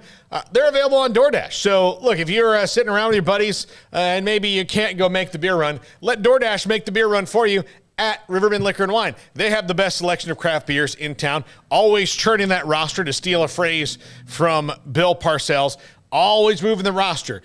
Summer to fall's coming up here, hopefully really soon, because I don't think we can take much more summer in Texas. But that means some of those Oktoberfest beers will be coming around here in the next couple of months. Those pumpkin beers will be coming around in the next couple of months. And then fall into winter, winter into spring, spring back into summer. That's what they do there. Plus, the best selection of local craft whiskeys in the area. We're talking about Balcones, TX, Devil's River, Garrison Brothers, all those are fantastic. All those available at Riverbend Liquor and Wine, Lakeshore Drive at North 19th Street behind the bank. A fast drive-through window that'll just set your hair on fire, and customer service that will beat the band. Absolutely the best place to go in Central Texas. Riverbend Liquor and Wine, Lakeshore Drive at North 19th Street behind the bank. Holy cow, has it been a hot summer. You could fry an egg in the bed of a pickup truck. Jay here from Pickup Outfitters here to give you a little heat relief and some protection for your poor truck bed. August is bed cover month at Pickup Outfitters, and we're making it easy for you to cover up that hot bed on your truck with discounts of up to $200, plus matching rebates of up to $200, and double your warranty on many of those covers. That's up to $400 in discounts and rebates, plus double your warranty on bed covers at Pickup Outfitters. And you get our famous lifetime installation guarantee and free warranty assistance, which makes for a worry-free purchase. When's the last time you could say that about your bed, a truck bed? Get your poor bed some heat relief with a brand new bed cover, including name brands like Backflip, Undercover, X-Tang, Retrax, Roll & Lock, and Truxedo. Up to $400 in discounts and rebates with double your warranty. It's only at Pickup Outfitters, 220 Lake Air Drive in Waco. There are 26 letters in the alphabet, over 600,000 words in the dictionary, and just 3 of them said together can change everything. Let's order pizza. Those 3 words lead to dough made from scratch and 3 fresh signature cheeses that blanket golden crust in a heavenly melt on Marco's Pizza that'll blow your mind. So visit marcos.com to order and stop by Marco's Pizza in Belmead, China Spring, Woodway, and in Robinson. Marco's. Pizza lovers get it.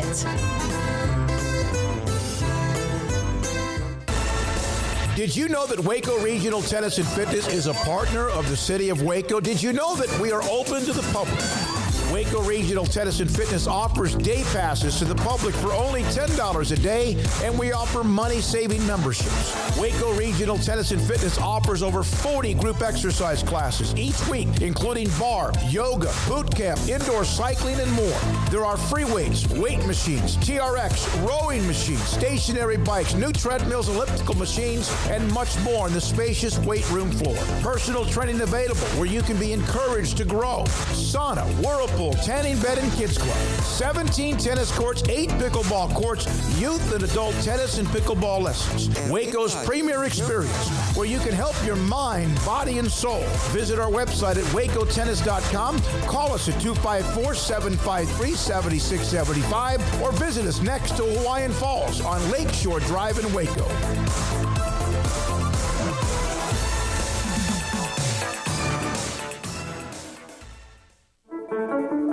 One size fits all. That may be all right for an adjustable belt or cheap sunglasses, but when it comes to your financial needs, no one wants a one-size-fits-all strategy. Cam Heathcott, your Edward Jones financial advisor, knows that his most important goals are yours. That's why he takes the time to understand your needs, knowing you. That's how Edward Jones makes sense of investing. Cam Heathcott, covering Conroe and Houston, 936-756-7717, or cam.heathcott at edwardjones.com. Edward Jones, member SIPC.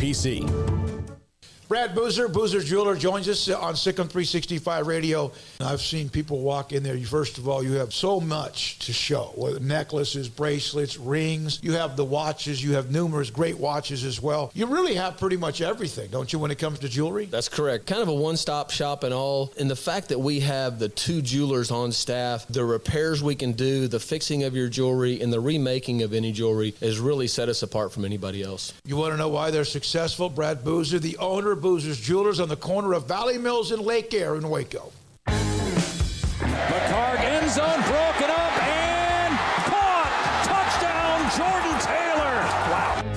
Welcome back to Sikkim 365 Radio. Want more updates during the day? Follow 365 Sports YT on Twitter. The Cutlers. Yeah.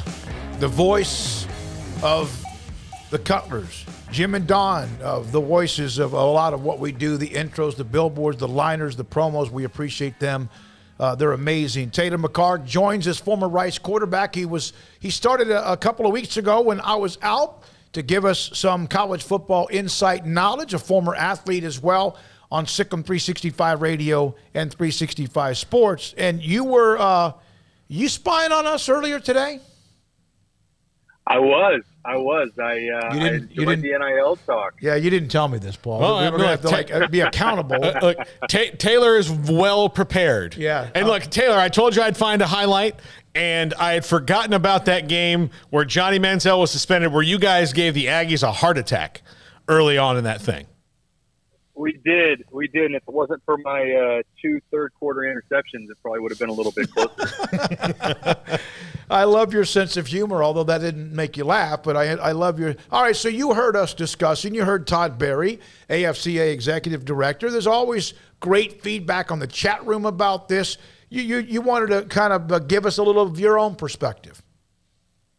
Yeah, look, NIL, and we talked about this last week, Paul, NIL it's designed to put some money in kids' pockets. It's designed to be separate from the scholarship, and they've got opportunities to market themselves.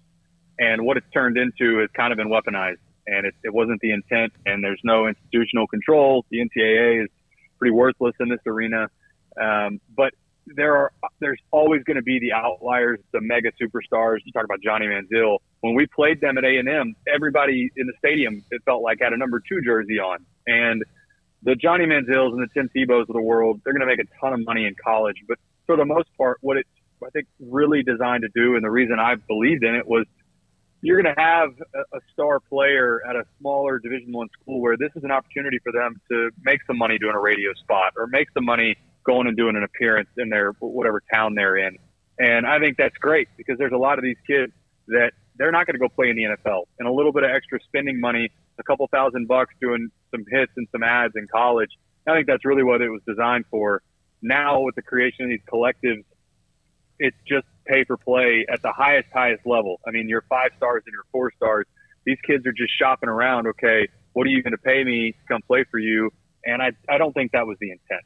Well, and Taylor, my point was, like, it's great that money's available to them, but if you're making that decision just based on who can pay you the most, then you're probably eliminating a lot of other factors in your college choice that, you know, for the rest of the world, you really have to consider. Is this the best place for me to grow into, you know, an adult and for my career and all of those things that if it's just about the bottom line, especially if you're a guy who's going to get money anyway, sometimes you could be splitting hairs. No, you're exactly right. The problem also, and this is really specific to football, is you have so many guys that think they're going to the NFL. And the truth is, I'm talking about all the way down to a school like Rice, where you'll have kids that were role players, special teams players, and they think they've got a shot to go to the league. And that goes all the way through college football, and I think that's a big reason why you see so many kids transfer. The Athletic put out an awesome piece this week that they tracked every Division I transfer at the FBS level, and there's over 15% of these kids that transfer out of FBS schools that are not playing football anywhere. They didn't land anywhere. And you gave up a full scholarship to hopefully improve your situation. A lot of these kids are just given bad advice. And that's the downside to this, is sort of to your point, the purpose of college football up to this point was get an opportunity to get your school paid for and set yourself up for success after. And it's still 95% of Division I football players, that's what it does. It gives you a leg up. It gets you out of school without any debt, and you get to play a sport at a high level while you do it. The rest of the 5% that are going to make quite a bit of cash while they're there, it's great for them, but it really doesn't impact most of the guys playing college football. All right, Baylor today began their fall workouts. Some have already done that, depending on the schedule and whatever they can do. And, of course, you know about Blake Shapen taking over the job as the starting quarterback, and Gary Bohannon Taylor is at USF. How long does it take? They have a young receiving core. Tyquan Thornton's in the NFL, and R.J. Sneed's at Colorado, and there's a few others that have moved on as well. How long does it take? And is it all right now in August and maybe the offseason, and not so much once the season begins to gain chemistry? Well, chemistry, yes, it's going to take – you're not going to come right out of the gate week one with everything clicking, especially at the college level. These kids don't have that much time in their fall camp to really get on the same page, and spring workouts were a long time ago, and there's not that many practices there either. It does take a little more time in college as opposed to the NFL, where these are pros, and it's a little easier for them to step into a new system. But I think it does help that Shapen had some experience last year. I think that is critical. I think one of the things that gets overlooked with college quarterbacks is what we're talking about with development. I think the Trevor Lawrences of the world are the outliers, where they jump in and they're immediately ready to go. Most kids at quarterback, especially, it takes them a little bit of time. Go back and look at Colt McCoy when he first got to Texas. That team was good because the team was phenomenal, not because Colt McCoy was phenomenal. And it will take a little bit of time, but there's still a lot of talent on this Baylor roster. Obviously, picked first in the preseason polls to win the conference. But I go back to Shapen getting to play in the Big 12 championship. I think is huge for him to have that experience.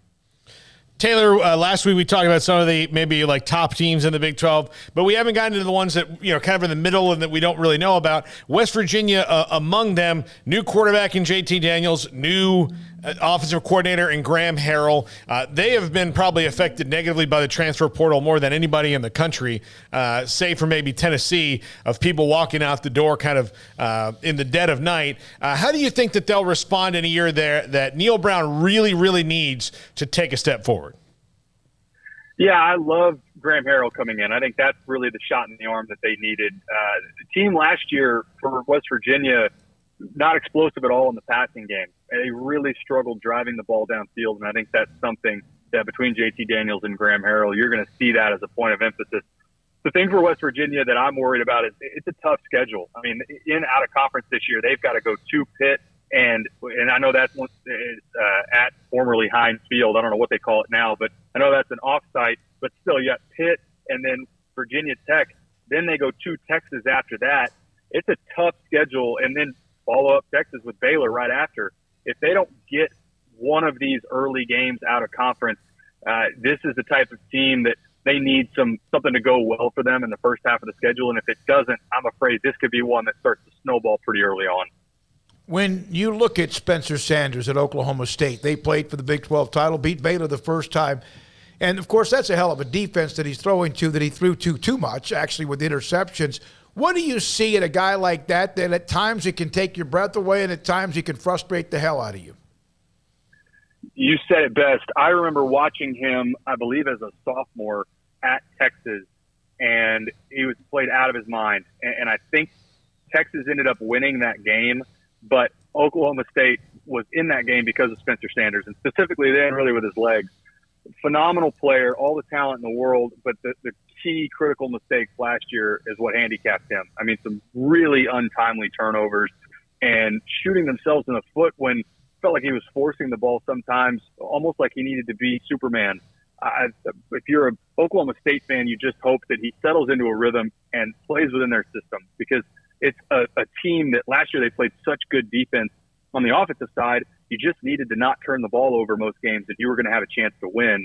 I know defensive coordinator left this year to head to Ohio State. We'll see what happens on that side of the ball. But Spencer Sanders has all the talent in the world, returns a ton of production on that offensive side. So, if you're an Oklahoma State fan, you just hope that he takes that step forward this year. Taylor, new coach Joe McGuire, who we know well, who was here at Baylor and, of course, at Cedar Hill before that, takes over at Texas Tech and brings a lot of fire and enthusiasm, brings in Zach Kitley as his offensive coordinator. That's a team that was a bowl team that had a bowl win last year. What is the ceiling for Texas Tech this year? I think the ceiling is probably getting back to 500. They are another team that they've got a tough out-of-conference. Houston is likely going to be ranked in the top 25. I know they get them at home, but then they got to go to North Carolina State, a team that likely will be right at the top of the table in the ACC this year. This is another team like West Virginia. It's going to be really important for them to get a win early. But going back to the Joey McGuire hire, this was one of my favorite hires in all of the offseason. And he didn't get a ton of attention because Tech was around, like they ended up making a bowl game last year. But I love the Matt Wells hire. I never understood because Tech is a place that you have got to have ties to the Texas High School Coaches Association, and it just never felt like a cultural fit. And Red Raider fans will tell you that was a big reason why. I mean, they had a winning record when he got let go. And Joey McGuire, with his success as a Texas high school coach, I believe it was 4 state championships at Cedar Hill.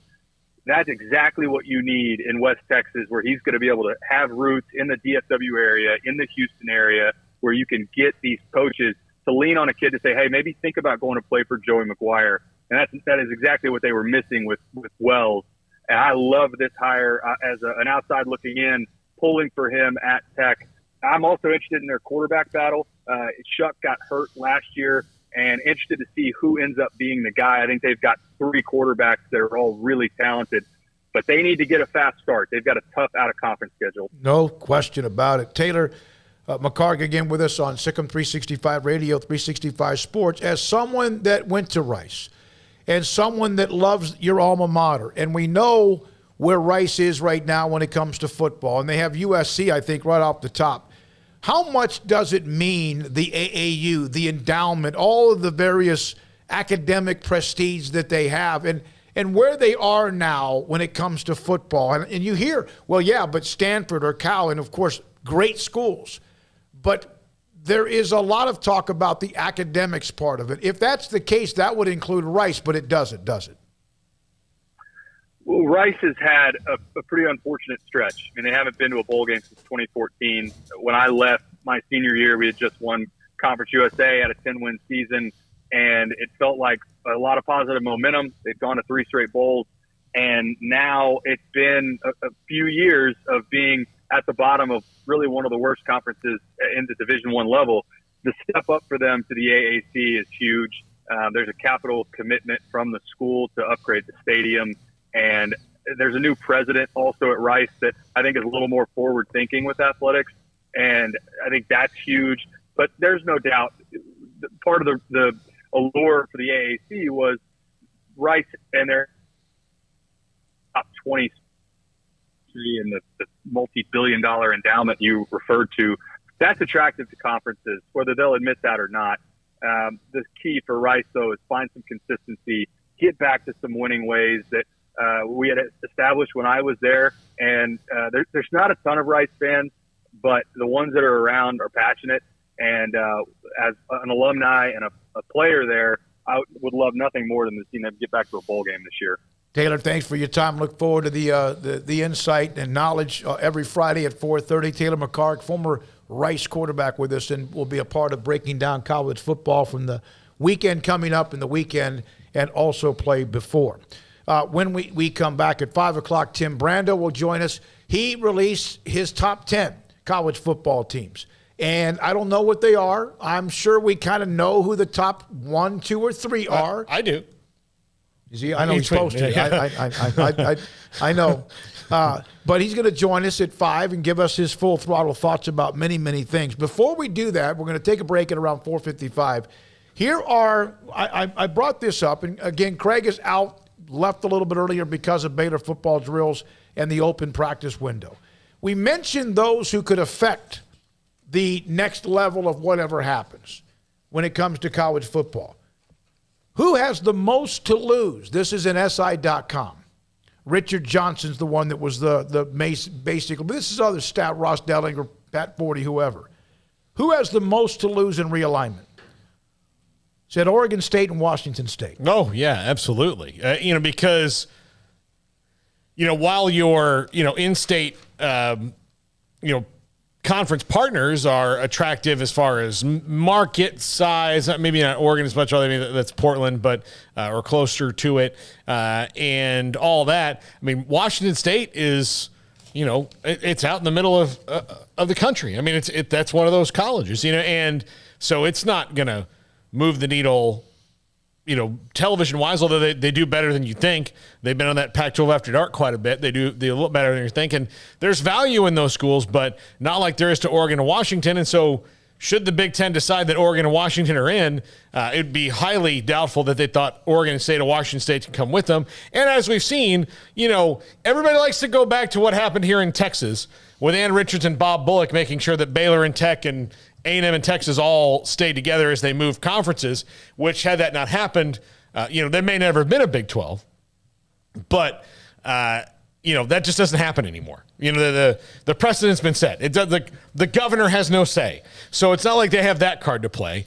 They're going to be, out in the cold looking for something. There's a chance, yeah. And, if you're the Big 12, adding those schools might be somewhat attractive on an expansion stage, there are other schools that are probably in their way when it comes to adding them to get to a bigger number. So, yeah, Oregon State and Washington State are in a really awkward position. Number 2, the group of fives. With every realignment wave, the Power 5 grows in size and, power. Oklahoma, Texas moves. Yes, there was UCF, Cincinnati, Brigham Young, and Houston. Oh, by the way, when you look at the CBS poll or the early preseason rankings, you're going to see Cincinnati in there. You might see Brigham Young in there. And UCF and Houston, of course, feel like they belong. You should see Houston for sure. The replacements, you're discussing the Jacksonville States and Sam Houston State, who we brought up yesterday. And so they're the ones that get hurt the most. Well, and look, any of the group of fives that don't make it in. Look, Boise State's now. Yep, Memphis. Where Boise State, Memphis, USF. San Diego State. They all felt good about their chances a year ago. Now you got to think okay, well, that's gone down significantly, seeing as, maybe one of the things the Big 12 did by adding group of 5 schools made the people who don't want group of 5 schools to grow embolden their move to make sure they don't ever get a piece of that pie. Fans, families of athletes. And I brought this up yesterday. I brought up the fact that you wonder if you'll start to see some sort of legal action. Again, and most everybody but fans, families, and of athletes. Conferences were originally created because of their location, connected to like-minded universities, similar finances, resided in the same cultural, geographic footprint, also provided fans, families a fairly easy, affordable trip to watch their team, children, etc., compete on the road. Realignment has destroyed many of the regional rivalries, drivable road trips, and let's be honest, just plain fun. And so that's from Ross Dellinger. He mentioned USC now in the same league as Rutgers, and UCF will play in a conference whose headquarters in Dallas, 1,100 miles away. Now, which network has the upper hand? Well, right now, Fox, because they're partnered with the Big Ten. Good for you. Moving forward, it is unquestionably Fox. While ESPN is the biggest chip on the board in the SEC, especially when it gets exclusivity in 2024, Fox is in prime position to wrestle some of the focus, control back from the four-letter network. Fox now has L.A. in its pocket, but also stands to gain a seat at the table in the college football playoff when it expands after the current TV deal expires. So that was, again, a great article today, I thought. I didn't agree with all of it, but very, very interesting comments and also the way it is. Craig Smoak just got back from Baylor football practice. Tim Brando coming up next, Sikkim 365 Radio and 365 Sports. Alan Samuels, Dodge Chrysler Jeep Ram Fiat, Loop 340 east of 84 in Waco in a brand new month, and, of course, new incentives on many things when it comes to Alan Samuels, Dodge Chrysler Jeep Ram Fiat, and Ted Teague and the great people there. And, in fact, some of the new here's one. The Jeep. Alan Samuels' incredible lineup of 2022 models like the Jeep Grand Cherokee, the Grand Cherokee L, the Renegade Wrangler, and the Wrangler 4xe. Vehicles bring power, style, and smooth ride you expect from a Jeep. The Grand Cherokee L even brings you extended seating with third row. Come see what Allen Samuels could offer you and your family right now with the Jeep SUV that fits your lifestyle. Ask them when you're there, whoever you discuss anything with, the client managers, about dealer discounts and incentives, because there are some there at all times, and including the Ram truck back-to-back-to-back Motor Trend Truck of the Year.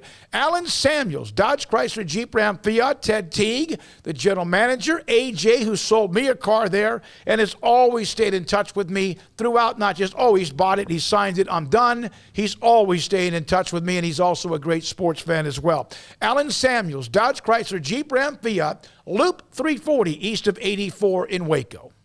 With so many companies and policies out there, it gets so confusing shopping for insurance, and I never know if I'm getting the policy that's right for me. Luckily, I met the team at the Niche Group Insurance Agency. With the Niche Group, you can go to one company and get access to coverage options from many insurance carriers, and you get to speak to a real person about your specific coverage needs. With the Niche Group, I know I'm getting the right coverage at the right price. If you need insurance, talk to the experts at the Niche Group at 1-800-258-8302. At Ideal MRI, we feel blessed to be a part of the Waco community. We're a small family business right here in Central Texas, and our goal is to bring down the cost of healthcare while maintaining high quality.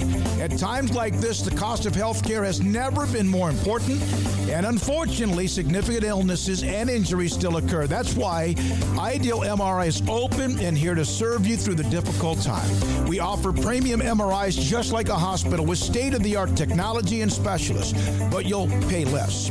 Sometimes thousands of dollars less, whether you're using insurance or not. At Ideal MRI, we accept most insurance, and there are no hidden costs, even offering financing if that's needed. Everything included in the price, and you'll not get something as a surprise in the mail later on.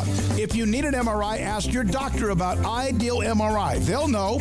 You can schedule an appointment safely from home online in minutes at idealmri.com, or give us a call, 833-IDEAL-MRI, idealmri.com. How did Edward Jones become one of the biggest financial service companies in the world? By not acting that way. Financial strategies, one-on-one advice, it's a big difference. And that's why Brad Wilson, your Edward Jones financial advisor, makes sense of investing. Experience the difference for yourself. Brad Wilson, 250 Sharon Drive in Woodway, 254-776-4337. Edward Jones, member SIPC. Hey, this is Bryce Petty, former starting quarterback and two-time Big 12 champion, and I know firsthand the importance of being in top shape both on and off the field. So listen up, men. If you're feeling beat down day in and day out and looking for that high-performance edge that separates the men from the boys, then look no further than the Petty Clinic Low T in Waco. Petty Clinic is a comprehensive men's healthcare clinic with an atmosphere catering to men. Board-certified Dr. Kent Petty has a special interest in offering the highest quality medical care to men of all ages. Some of the services offered include screening and treatment for low testosterone or thyroid, infertility, high blood pressure, diabetes, high cholesterol, sleep apnea, while offering comprehensive wellness exams and complete men's health lab panels. High performance men, remember, it's not just a Petty thing. This is Bryce Petty, encouraging you to reach out and Google search Petty Clinic Low T or go to pettycliniclowt.com and get your complimentary lab screening today. Stepping into a new pair of boots is great, but stepping into the boots of a U.S. Army officer can also add confidence and leadership skills to your son or daughter's career path. There are more than 150 occupational specialties to help them find the best fit for their future. See all the things your son or daughter can achieve in our boots at GoArmy.com. U.S. Army Waco Recruiting Company, 254-598-8131 or 254-776-1543. Welcome back to Sikkim 365 Radio. Looking for a shot. There it is. It is Bedney. Touchdown. The 5 o'clock hour is sponsored by Edward Jones Investments with financial advisor Tom Albers, staying in touch with you and your money through these difficult and changing times. Edward Jones, making sense of investing. Now here's David Smoak, Paul Catalina, and Craig Smoak. Jim Brando, who is with us on this show quite a bit, and we do appreciate his access, his love of college football as well. And he released his top 10. We're going to show you the graphic in a moment. He joins us now on Sikkim 365 Radio and 365 Sports. In fact, you teased this with us, I believe, Tim, the last time you were on. If I didn't learn how to cross-promote and advance promote my brand as well as any other brands that I'm on, then I didn't learn well, did I? No. Good to be back with Smoke. No. Things going well. Yeah, they're going really, really well. And, of course, you know, every time we talk to you, something else has changed in college football. But let's get to your top 10. And you had kind of said something about Baylor. I did not know where you would put Baylor. And, of course, we have fan bases from all over the country. But, man, you have them very high. Yeah, and I have a few other teams, I think, in my top 10 that a number of people would not see there. North Carolina State, I've got at 7. I think Clemson is not ready for prime time. Texas A&M fans are really pissed at me, but they've been pissed at me before. They're overrated this year. They're going to have a really hard time, even with the great talent that Jimbo's assembled. And I think the expectations are way too high in College Station. I don't even have them in my 6 teams that I list just outside the top 10. But I think North Carolina State is one of those clubs out of the ACC that everybody overlooks. And I think they can go into Clemson and win. I just do. And Clemson's a team that I think will get a little better, but I don't think that they are just, you mark them in just as you would Ohio State, Alabama, and Georgia as being, top 4 teams almost regularly. It's gotten so predictable with those teams, and Clemson over the last half dozen years has been that other team, and I just don't think that they're there just yet. And I always love to have a fly in the ointment from the group of 5, and although this team will be in the Big 12 next year, I think Houston is that team. They've got a break in the American Conference this year that they don't have to play in their crossover games, either UCF or Cincinnati, and I think that's going to help them within their league stay undefeated, and I think they can go into Texas Tech Week 3 and win in what will be a Big 12 game next year, but is a game that is outside the Big 12 this season because they're still in the American. And I think that they can navigate themselves to 10. I want fans to understand this, and part of the reason for the confusion, I think, is most of the preseason polls, just about everywhere you go, it's all based on hype, recruiting, and returning starters. And I don't do it that way. My preseason top 10 is not a starting grid for the start of the college football season like every other poll in America. Mine is a prediction of the finish. This is the way I think it will look after the season is over and we are to the college football playoff, meaning I believe Baylor will win the Big 12, and I believe that they will be in the college football playoff. This is what that's about. It's about being where you're going to finish, not being where you deserve to start. I think that the polls have served as that for the brand names for many, many years. And Texas is almost always overrated as a result. So is Texas A&M, usually. And the same would have been true, I think, this year for all the hype surrounding USC. USC is not going to beat Utah. I saw that play out myself at the Coliseum a year ago. Now, I know they've made a coaching change, and I know they've got great talent, and Lincoln Riley did a remarkable job in the transfer portal, and he brought Caleb Williams over with him to be his quarterback. But, the recruiting ratings don't necessarily make it tantamount for your success in a given year. And that's what oftentimes happens with preseason polls, other than mine. You don't have to be a brand name to be in my preseason top 10, and you don't have to be a brand name to be just outside the top 10. By example, I think Kentucky is a team that could likely be the 3rd best team in the SEC. No one talks about them. They're really, really good. if you're looking for a team after Georgia and Alabama that might be the third best team, Kentucky might be that team this year. And Ole Miss is another team that people just don't see winning 10 games in back-to-back years, and I think the potential for that is there as well.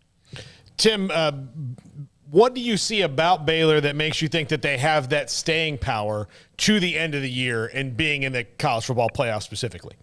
Well, first off, Dave Aranda, that's part of it. Okay, you got a hell of a coach, number one. I think his staff is outstanding.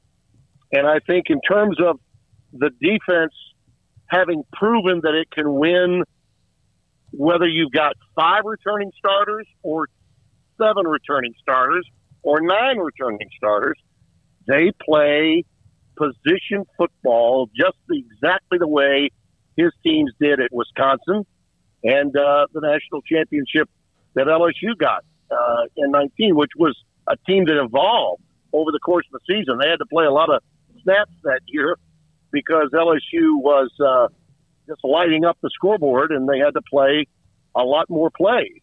But they got exponentially better by the time they got into the postseason. That's what Dave Aranda's teams do. The other thing I like are the returning players on offense to go along with the new starting quarterback. I think Blake Shapen is the real deal. I think what happened in the Big 12 title game will only carry over for him. And when I look at other players that are out there that are projected to start up front, and also their defensive front on the other side of the ball is really strong. So you add all of that together, and again, I look at schedule, all right? The big problem for them, I think their biggest hurdle is going to be week 2 at BYU. That may be their toughest game. That's a tough team that they're going to be playing, a very mature team, and at a place that is very difficult to get road victories. But after that, if you look at the conference, where they have to go on the road, I think they're good enough and can go in and beat Oklahoma at Oklahoma. Gosh, they had a really rough outing back, I want to say it was in the 2019 season, and were struggling at quarterback, had issues, and Spencer Tillman and I were there, and they played Oklahoma off their feet into the fourth quarter. Their defense stymied a really incredible Oklahoma offense all evening long. And that was with a bad Baylor team. I mean, it really was not a very good team at that time. You look ahead to what they did a year ago, and to have had a record-breaking 12-win season, finishing it off even after the upset loss at TCU, I think that team really grew mentally after that. And again, I look at where they have to go on the road in the league, and then who they have coming to them in the league, and I rather like it. Best time to play at Texas is at the end of the year. The Horns season will probably have gone upside down on them by that time, and I like the fact that Baylor gets them at the end of the year. Oklahoma's always tough, but BYU, I think, early is the real stumbling block if there is one. Can they afford to lose a game and be in the top 4? Absolutely. They would have been in had they just lost one game last year. Okay, the loss at TCU is what kept Baylor out of the Final Four a year ago. So you were that close then, and I think you have a better quarterback now than you had then. So, yeah, that's the reason that I like Baylor to finish in the 4-hole at the end of the regular season this year. Well, that would be a lot of fun. I tell you what, we would love to see that happen. That would be a fun ride. But, Tim, you do have Oklahoma right there at 6. I think it's a very interesting year for the Big 12. And obviously they've got changeover, and I don't really know what to think of Oklahoma because I think there's a quiet confidence, and there's also a little pushback on the fact that it might take Venables a little while to get off the ground and running.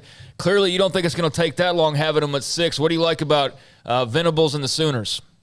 Well, he knows the territory. He knows the landscape.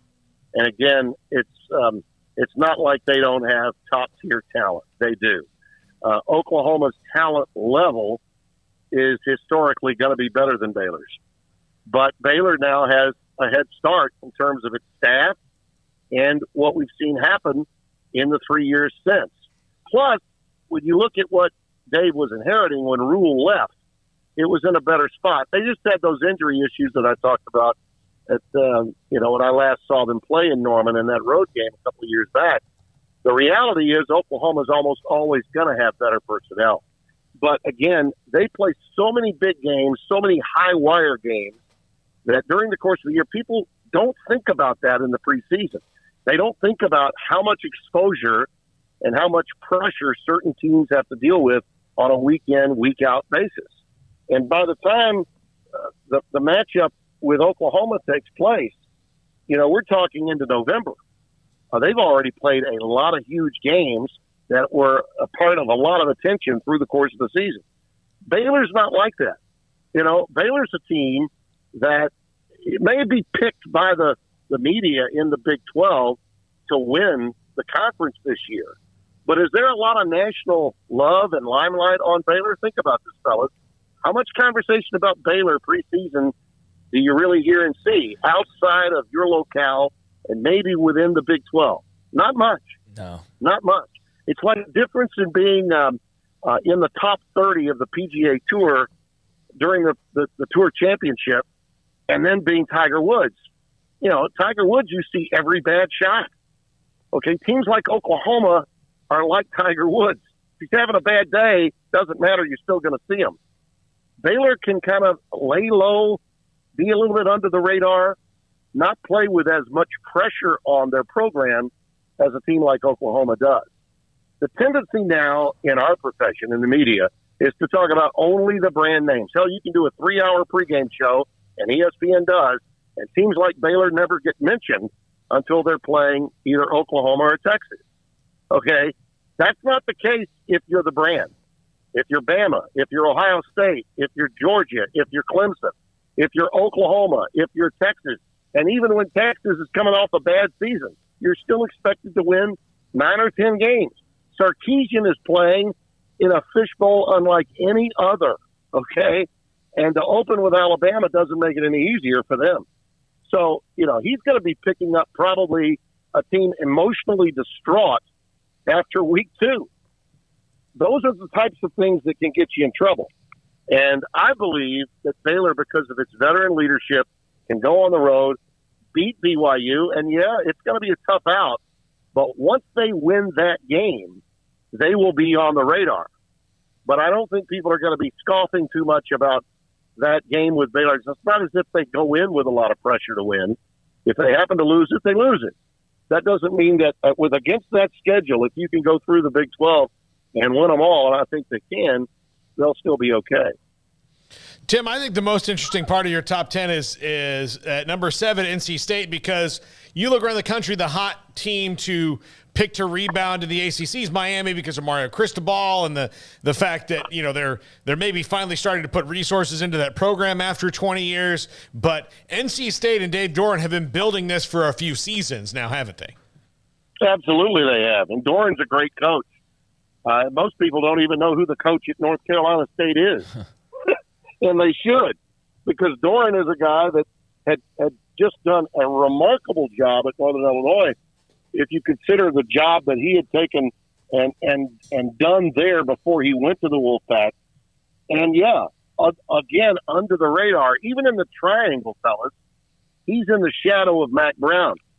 So there's not any conversation really about NC State. And again, I look at their schedule: East Carolina, Charleston Southern, then Texas Tech in week 3. These are all games under the radar that most people won't pay attention to, but I guarantee you they'll go into that game at Clemson 4-0 and very confident. And if Clemson overlooks them because they have another big game coming up after that, see, that's the thing another thing people don't look at.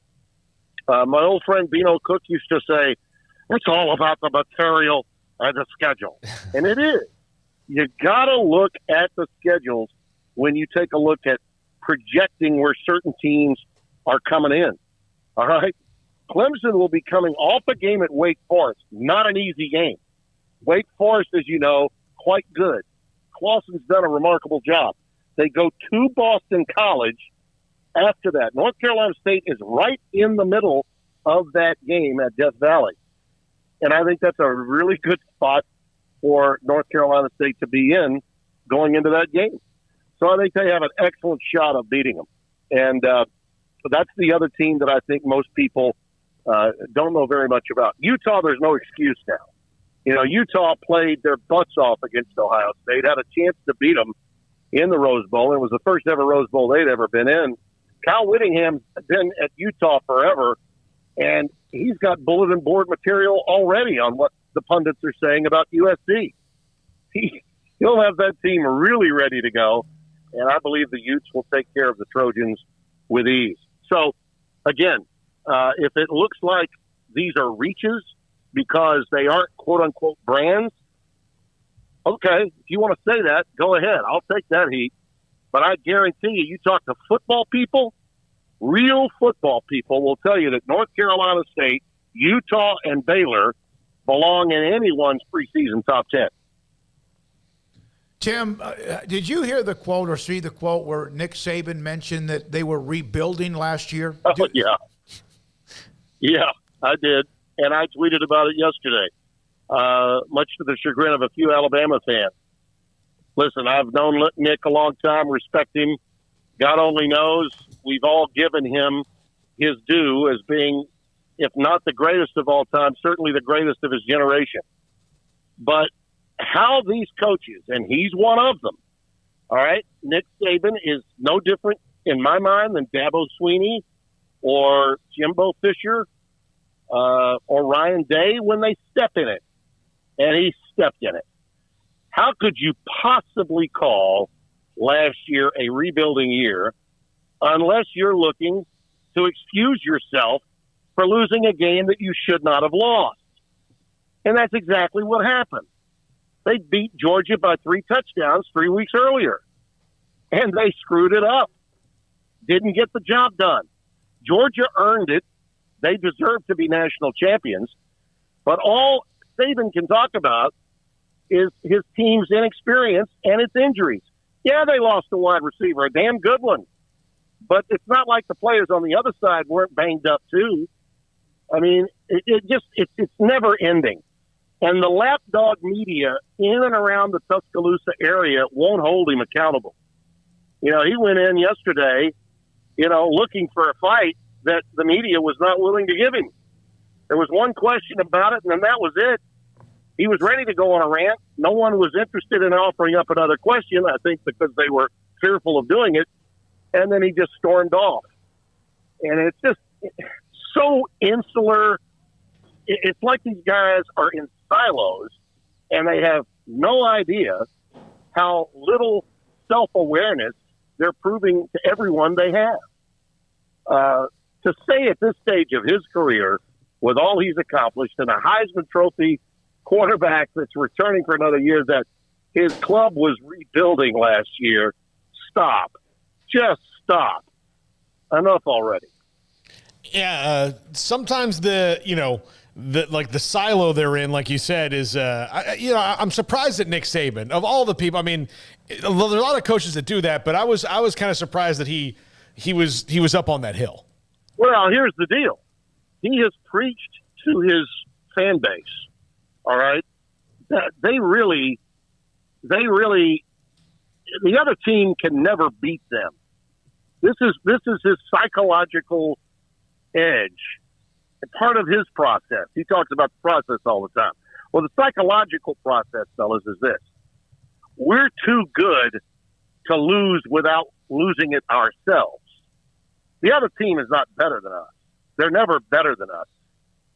You know, it's funny. At the end of the game, when he went out to meet Kirby Smart, I believe if you had the ability to read lips, he admitted to him as he shook his hand and embraced, well, you guys beat our blah, blah, blah in the fourth quarter. Okay? So with his colleague at the end of the game, he's willing to give him credit for the W.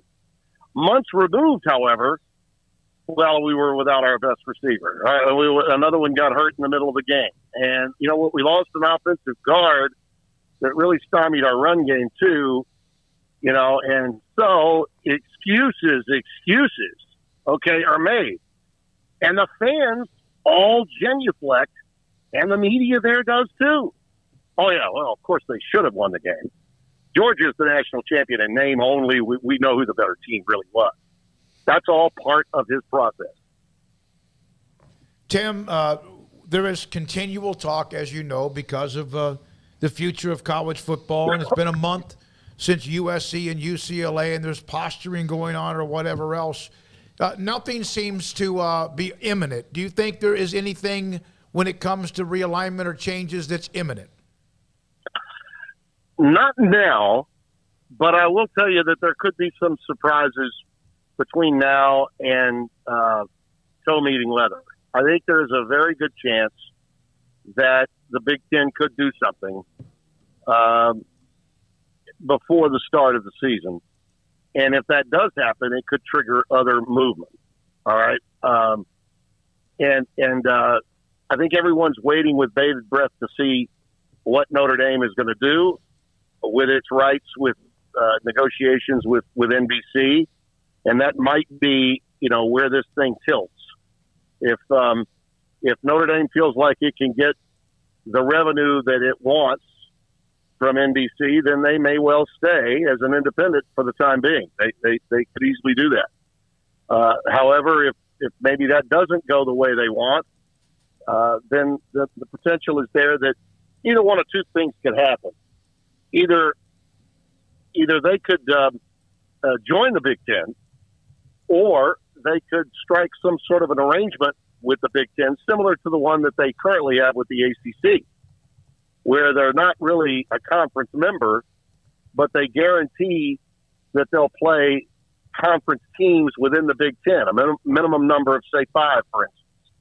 And, of course, as you know, they already play Michigan State. This year they play Ohio State. It wouldn't be a stretch for them to add 2 more games, okay, to become, quote-unquote, in an arrangement with the Big Ten that could satisfy them, but not necessarily be a full-fledged member. Okay, maybe they could get some financial benefit from that. A potential of that being the case to go along with their NBC deal would be there. But I don't think anything will happen, to answer your question specifically, until after Notre Dame makes up its mind, whether it does or it doesn't. If it does, then I think there could be a huge chain reaction. And even if they don't, and the deal is done with NBC, that could dictate what happens with everybody else for the short term, which affects what's left of the Pac-12, what's left of the Big 12, and so on and so forth. So, yeah, I think the potential for another trimmer, if you will, is there between now and the start of the season. If it doesn't happen by that time, then I think we'll see things stay the course at least through the regular season. And once we get to this upcoming silly season in 2023, maybe something else will happen as we get closer, because the Pac-12 has to get its deal done first, and the Big 12 comes later. Something to maybe think about, fellas, as it relates to Big 12 versus Pac-12 is this. The Pac-12 really can't offer games at noon. Okay, isolated situations where they might do 1 game or 2 games at noon Eastern time, 9 Pacific, might be there on occasion, but very rarely. The Big 12, obviously, other than the Big 10, has more teams in the Central Time Zone, therefore would be much more comfortable playing games at noon, which could be an advantage for the Big 12 Conference as it relates to its time zone. They don't have the same market sizes that the Pac-12 has. That's the advantage that the Pac-12 has. But I think everything that could happen with that, fellas, that impacts either the Pac-12 or the Big 12, all centers around what happens with what's remaining to possibly happen in the Big 10. Yep. You have it up. It's there's the graphic, Garrett, if you would put it up again. Ohio State, Alabama, Georgia, Baylor 4, Utah 5, and Oklahoma, NC State, Notre Dame, Michigan, and Houston rounded out his top 10. Just outside Clemson, Ole Miss, USC, Oklahoma State, Kentucky, and also LSU. A lot of people in the chat room, Tim, love the fact that it's not that you're just fighting for the smaller guys, but that you are at least able to understand that they can play football too? Well, you say fighting for the smaller guys. I don't think they're that much smaller at all. I think they're every bit as good, always have been as good. But unfortunately, we're dealing now in a college football media world that determines how much space in columns they're going to leave or how much television air they want to absorb conversation outside the brand name schools. This is all a byproduct of the godforsaken college football playoff, which has limited 130 teams at the Division I level from about 120 of them don't get any respect because all the media wants to write about or talk about are those brand names. And just because you're not a brand name doesn't mean you can't make something out of yourself. Look at the history of the sport. Look at where Boise State was before Boise State became what they are now. Look at what Clemson was before Dabo Swinney was able to create what he was able to in the Atlantic Coast Conference to make them a program that people had to pay attention to, even though they're in tiny Clemson, South Carolina. The one-time SEC wannabe was now beating Alabama to win a pair of national championships over a 6-year period. That's pretty amazing. So it can happen. Schools can come from places like Waco, Texas, and Raleigh, North Carolina, and Salt Lake City, Utah, and become a big boy. Just because of that factor, suddenly we think of them as being lesser than. Well, I guarantee you, when it comes to the players in the weight room, they don't believe they're lesser than anyone.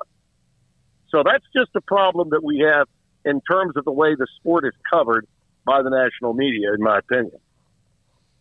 Tim, thank you very much. Enjoy the grandkids. I know you're there to be able to do that, and good luck with your speech next week at the kickoff luncheon in Tyler as well. You got it, and I look forward to seeing you guys when the season gets rolling. And remember, what this means to Baylor Bear fans, you're going to be in the playoff. I'm also thinking that you're not going to be able to beat Ohio State, okay? But I'm saying you're going to get there, and you're going to win the Big 12 for the second consecutive year. Thank you very much for your time, Tim Brando, Fox Sports with us. And by the way, on some of you who are saying that he's saying this because he's on a Baylor-centric radio station, he put it up on his Twitter feed with 130,000 followers. That doesn't mean he's the end-all. That doesn't mean he's going to be right.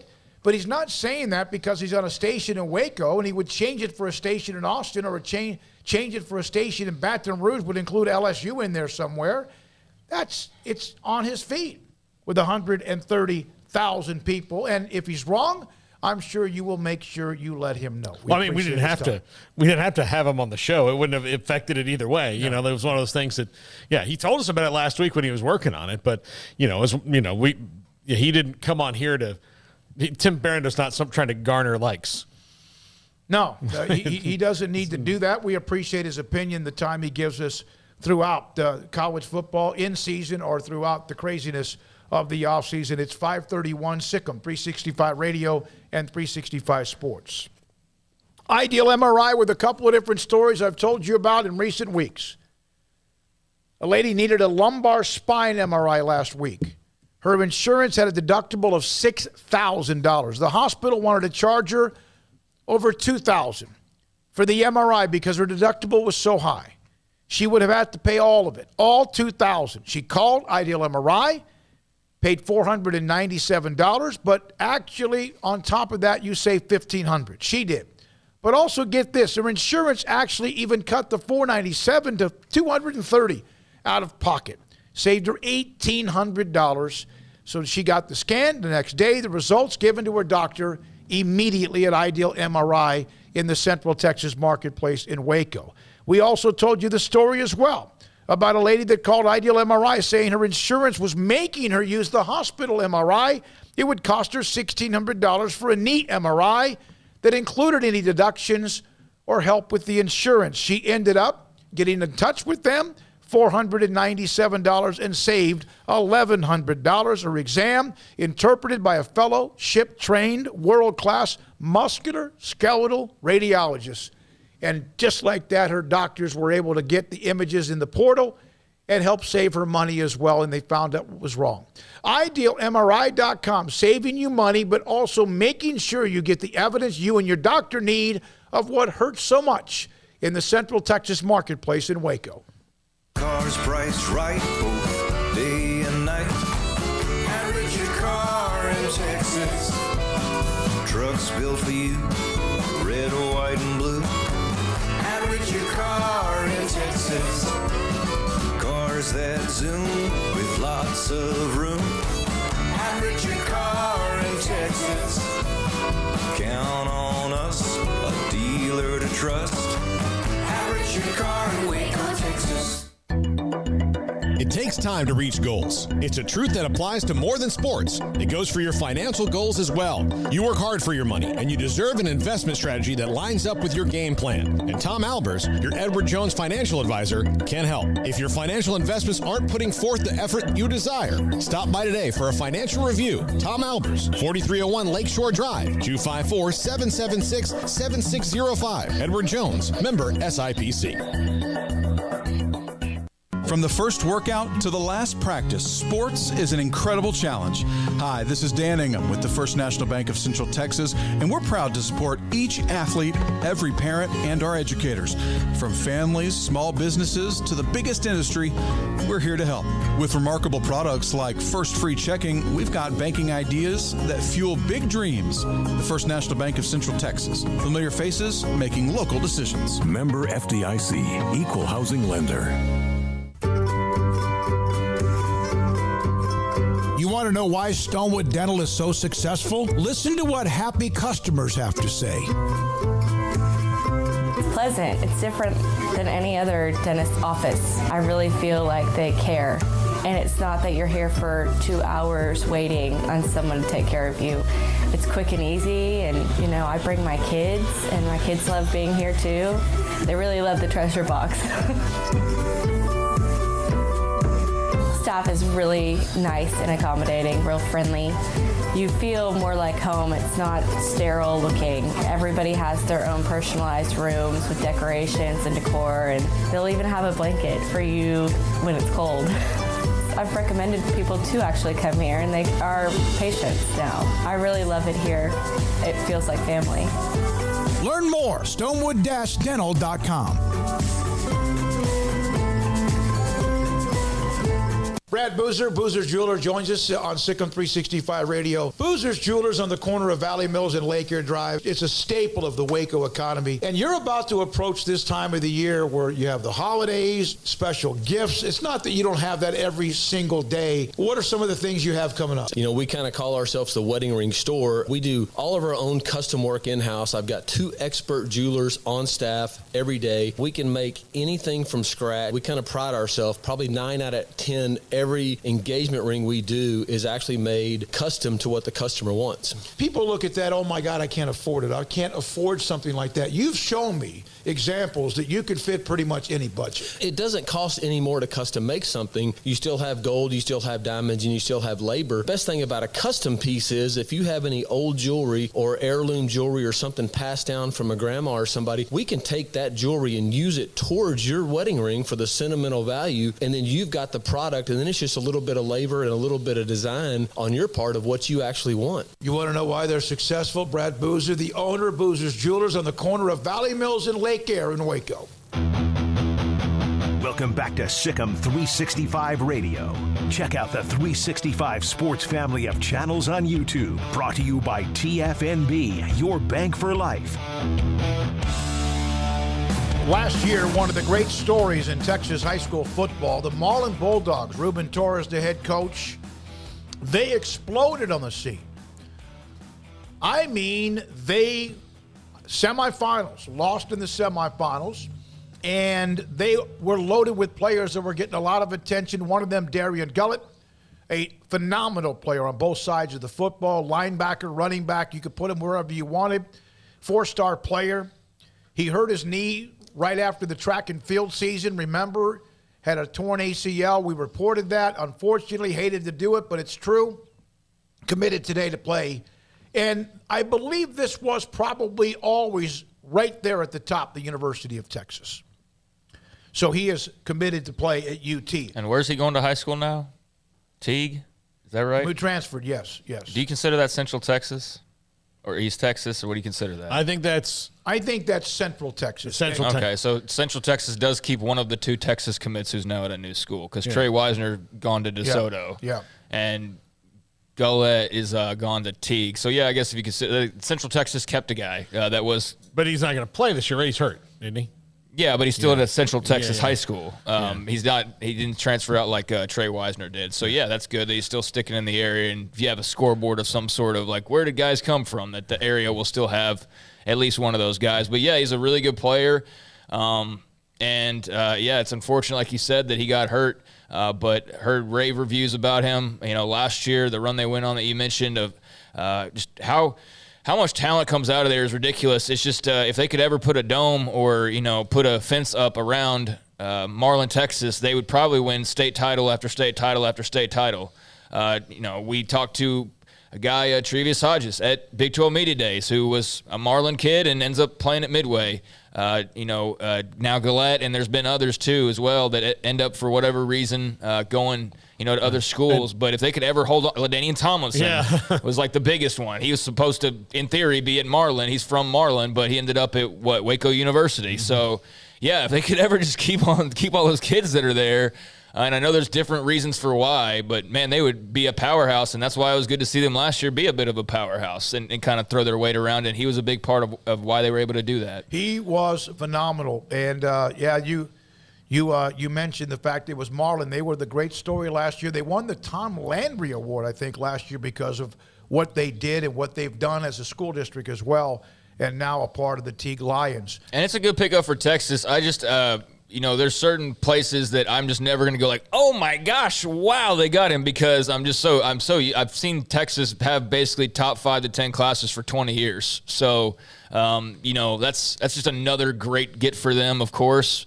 And we'll see how it pans out. But like I'm over my shocked when Texas gets a great player, or I'm over the shock of that by a long shot. Yeah. But they're recruiting really well, and we'll see what Sark does with it. We talked about it when they're gone. The reason that they are overrated most of the time is because people expect them to, make all these, water all these plants, so to speak, and develop the players, which is the one thing they haven't done through 3 coaches. Yeah. Everything else, they just haven't developed these players, or they're not a fit, or it's been very spotty. It's like Sam Ellinger gets really good, but everybody else just kind of stays in neutral. Kind of. And I remember Charlie Strong's comment about, I mentioned about how sometimes it's a little bit of a disadvantage getting some of these 4- and 5-star Texas kids who, when they show up on campus, they're already as good as they're ever going to be. And they leave high school as 4- and 5-star high school kids still. But, it's a combination of factors. How much of an effect do you think recruiting services, recruiting talk in general has swayed just the overall thinking patterns of college football fans? Like as far as making expectations unrealistic, or, a coach who really needs a couple years gets less than that because, he just signed the number 14 recruit, recruiting has blown up and become a huge thing, and the site that we work for is a recruiting site, but I wonder how much of that, that's not a perfect system. No. There's certain guys you can identify, Arch Manning or whoever it is that's a great player, but the culmination of a class, there are just so many variables and wild cards that come into play that it's not an exact science, as much as every year you're trying to get closer to making it as exact as you can. But I do wonder sometimes how just that one facet of college football fandom, and not every college football fan even follows it per se, but that does seem to, more than probably anything else, twist expectations or thoughts on certain teams. I think so. I think because you can look at it, and especially if you're in a 3-year run of getting top 15 recruiting classes and your team is stuck in the mud, and they may not even be that bad. It's just, you're not there yet. It takes some time. Yeah, I think it has a huge effect on it, because I think one of the things that fans don't see, Taylor McCarg was on with us earlier, and he mentioned about, there's guys that all think that they're going to the NFL. There's parents and kids who think they're all going to be great when they get to college too. But when you get there and you're 18 and you might be killing your weight room at, so-and-so high school, well, there's a guy who's a grown-ass man at 23 years old, as a fifth-year senior, that you're going to have to go up against in the first day of practice. And it'll make you feel like maybe a little bit less of a stud than you thought you were. Now, some people are just unbelievably gifted natural athletes that get off the bus and they're already great. But for the most part, you got to grow into it. And people aren't patient because, this guy's supposed to be really good. Well, yeah, he was really good in high school because he's really fast. And there's probably a lot of games where he's playing a 5'7" corner who tries real hard. But, when he gets to college, those guys are fewer and far between. Yeah, and speaking of college, Craig was at practice. Grayson was at practice. Others were at practice. I'm not sure if Travis Rhoda was there or not. He was but not. You had Jackson player video. Obviously, a lot of this is just warm-ups and whatever. But one of the notes that I got out of this from what Grayson has posted is that Al Walcott, who had the long 90-plus yard interception return for a touchdown against Ole Miss, has been working at the star position, something Travis had brought up earlier in the spring. Which then, I guess my question is, if he's doing star, who plays cornerback?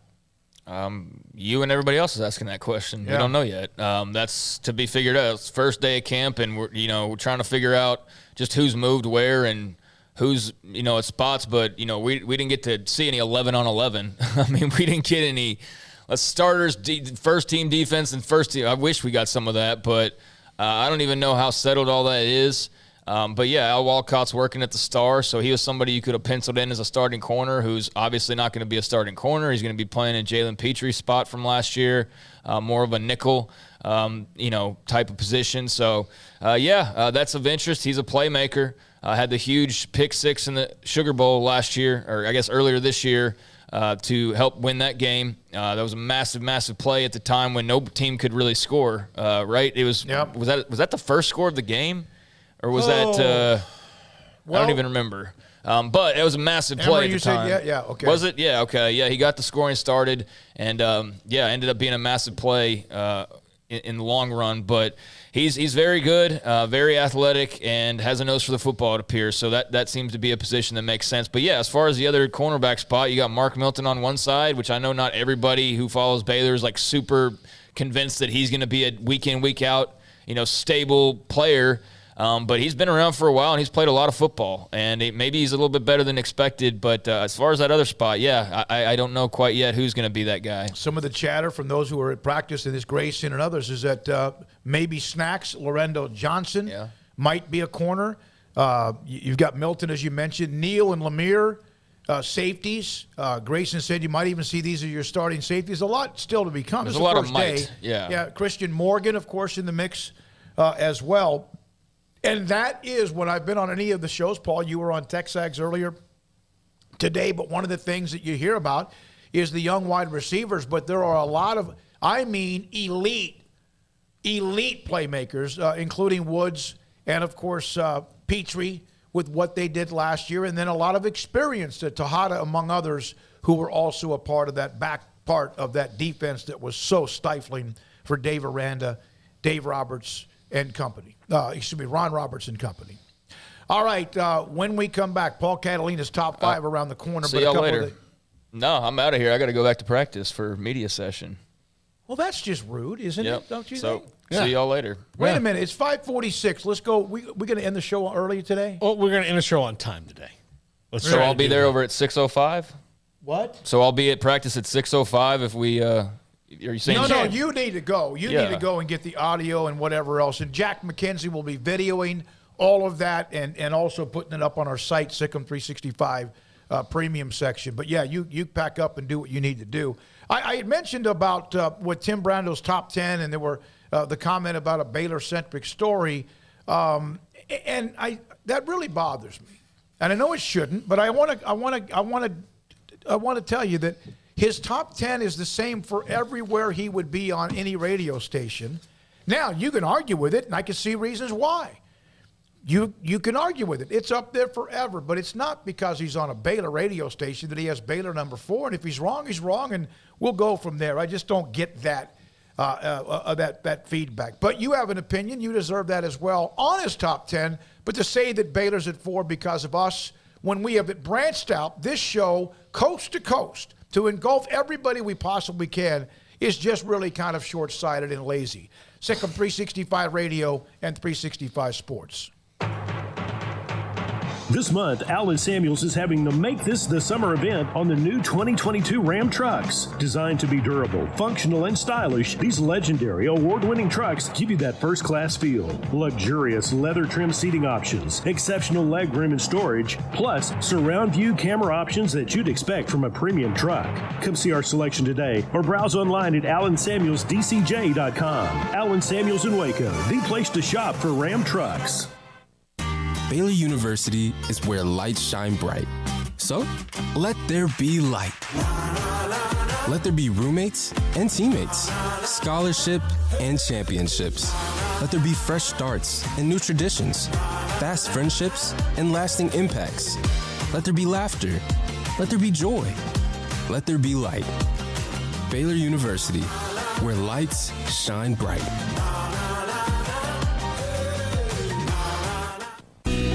Let Camille Johnson Realtors guide you seamlessly through the process of buying your dream home or selling your current one. Commercial, farm and ranch, or residential, Camille Johnson Realtors can smoothly and successfully lead you through any transaction. With a team of 28 experienced agents who are excited about serving you, Camille Johnson Realtors services the entire greater Waco area. If you're in the market to buy or sell, contact Camille Johnson Realtors, 104 Midway Center in Woodway, or find them online at www.camillejohnson.com. Camille Johnson Realtors, elegant, charming, warm. Welcome home. It's summertime. There's picnics, reunions, cookouts, and so much to do. And Waco Custom Marketplace on Lake Air Drive in Waco is your home for the butcher shop that can help you with beef, pork, poultry, and seafood. They are spectacular at being able to deliver you whatever cut of steak you want. Bone-in ribeye, however thick you want it, that's great. They'll do it. Sirloin, T-bone, porterhouse, bacon-wrapped filet. And, of course, as I mentioned, they have pork, poultry, and seafood. Their Norwegian salmon is spectacular.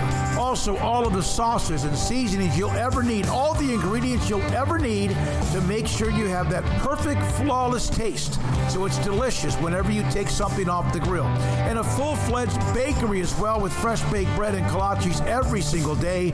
Up and down the aisle of Waco Custom Marketplace, you also have what you need, from knickknacks to snacks to more, at 425 Lake Air Drive in Waco, Waco Custom Marketplace.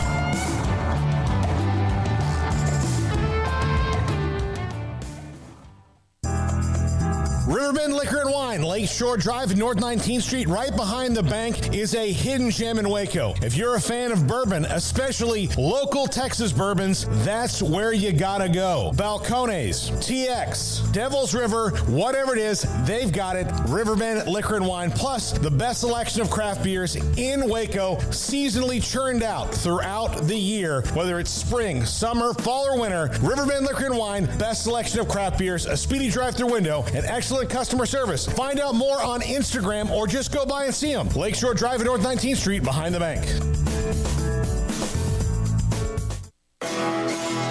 This is Paul Catalina's Top 5 at 5:55. By the way, thank you, Super Chat, Paul. S. Michael DeHart, $20. Thank you so much. And he is still inviting us to go and stay and play at Greenbrier Course when the Big 12 Media Days, either when Baylor plays at West Virginia Thanksgiving, it's Halloween week, and or the Big 12 Media Days down the road. Are they going to do it in, where's Greenbrier? It's in West Virginia, Morgantown. Yeah. Well, why would we, where is Big 12 Media Days going to be in Morgantown? I thought they were going to go to Greenbrier either next year or the year after that. Okay. Yeah. Okay. They're changing it up. Oh, well, great. That'll be nice. Never been to West Virginia, but I've never been to Greenbrier before.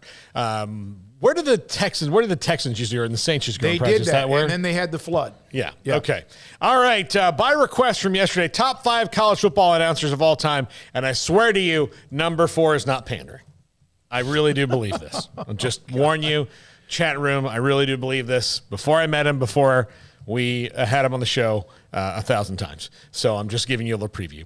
Number 5, this is one of my personal favorites who's going now. And might be towards the end of his career. He's done it a long time. But Brad Nessler, not only is he great, he's funny. If you listen to Brad Nessler during a game, he really gets in some good quips. I remember it was Taysom Hill. I think it was Taysom Hill when BYU beat Oklahoma. they showed him just a video of him, and Taysom Hill was saying, "Oh my God," and Brad Nessler's quote was, Taysom Hill says, "Oh my gosh," or whatever they're allowed to say in Provo. And I just died laughing. Just absolute. He's so sharp. He's so good. Was a great addition taking over for Vern Lundquist on the SEC game. Curious to see what's going to happen as CBS loses the SEC. I guess that's next year, right, that they do that, Smokey? But love Brad Nessler. Love him on every sport that he does, but particularly college football. Yeah, no, he's become, and he's bounced around to where he could be. Did he take over for Vern Lundquist? Vern Lundquist? Yeah. Who, of course, is one of the greatest broadcasters of all time. And then, of course, Musburger used to be very much heavily involved. Musburger would have been number 6 in this. Okay. He did not make the list, which I really racked my brain on it. Number 4, our good friend Tim Brando. No, you're saying that because it's a Baylor-centric and we had him on the show. No, I'm saying it because this is the guy who was the first host of College Game Day. This is a guy who I love the games he does. I love he and Spencer Tillman as a team. I think that's one of the best groups that's sustained through the years in college football that's been consistent. I love listening to them do a game. I always have. And he is one of the greats. He's been doing it a long time, 40-plus years now, of being one of the voices of college football and one of the best. And you're not going to convince me otherwise. You know, a lot of people can disagree, and obviously someone that's on the chat room, and we take the predictions, and that's what it's for. I mean, if I had my top 10, you could blast it out of the water. But as far as his passion for loving college football and his knowledge and history of it, I think it's one of the best ever. Yeah, no question. He is one of the best ever. Look, Monty Pritchett, I left him commented on the thing about Brent Musburger. Look, let me do the rest of my top 5. Nessler just beat him out because I think Nessler's just a little bit better at college football than Brent Musburger. Brent Musburger used to do a thing that I didn't like, and the only reason I took him off this list is he sometimes would get laser focused on one guy on each team and forget to talk about the other guys. Yeah, or maybe a girlfriend of the quarterback. Yeah. That I don't mind so much, but yes, it's not. It wasn't that, but I'll use the example when it was Texas. He really, really liked Major Applewhite, and Major Applewhite, no disrespect to Major Applewhite, was far from the best player on that team. The absolute definition of it. I mean, he was in the Ken Dorsey category where you're good, but you're also surrounded by dudes. Yeah, so, some can get focused on one player or a story of just for example, we know the tragic story about Sam Mellinger. Mm-hmm. And we know that Jordan Shipley and Colt McCoy were roommates. But it's like every broadcast had to bring that up. Yeah, they just get there are other athletes on that team who have stories as well, and that's the part that sometimes they get stuck on that. And yes, it might be their first broadcast that season, but again. Yeah, I do love that Musburger, and that's what he's doing now, throws out the Vegas lines and, incorporates that in.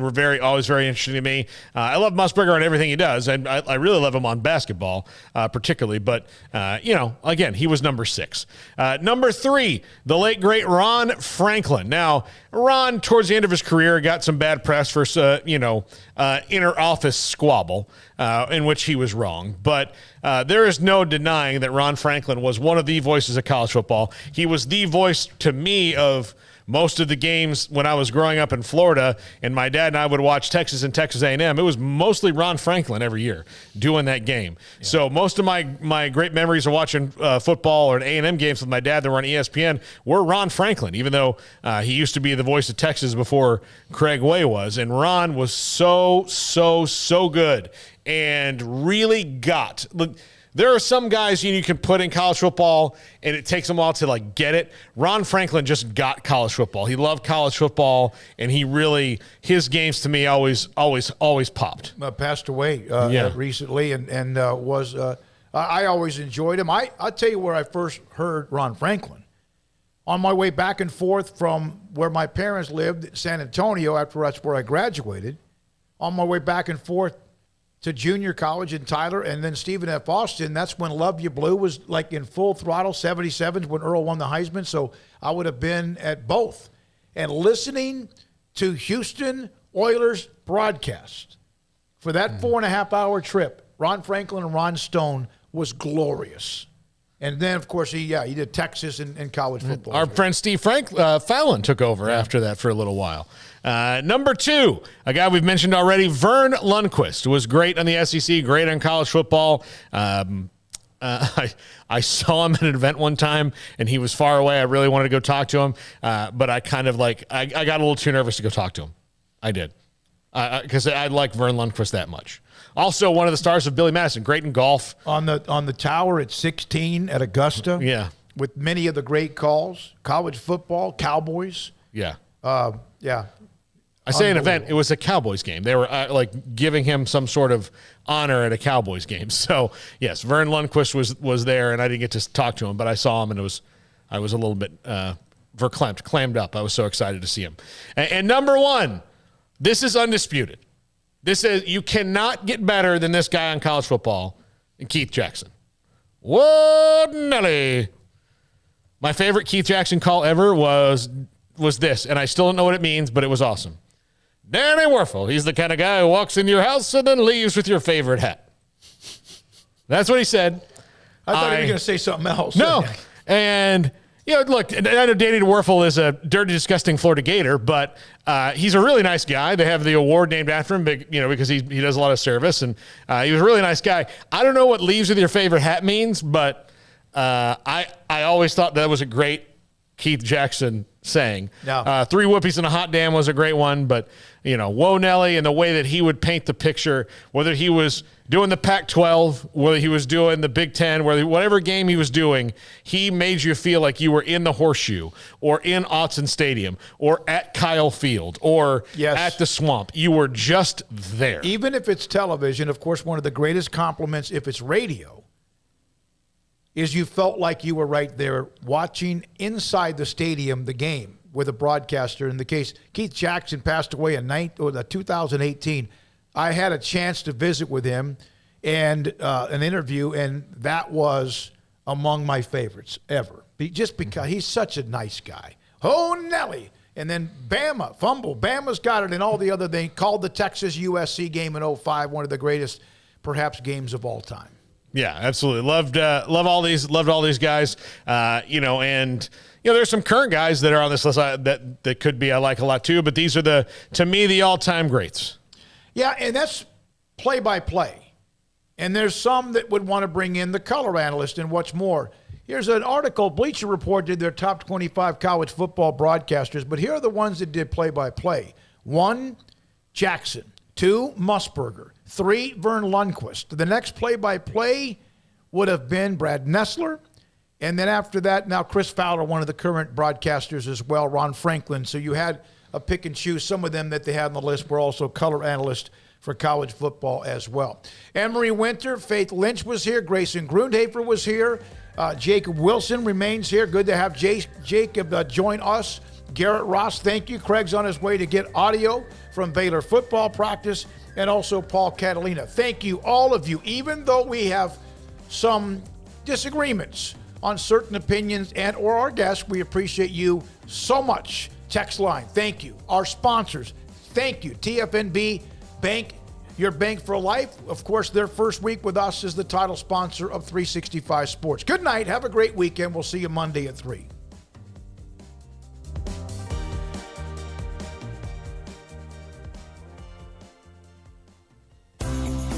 Ideal MRI is a small family business right here in Central Texas.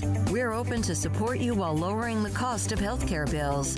When you need an MRI, ask your doctor for an Ideal MRI. Visit us at idealmri.com or call us at 833-IDEAL-MRI.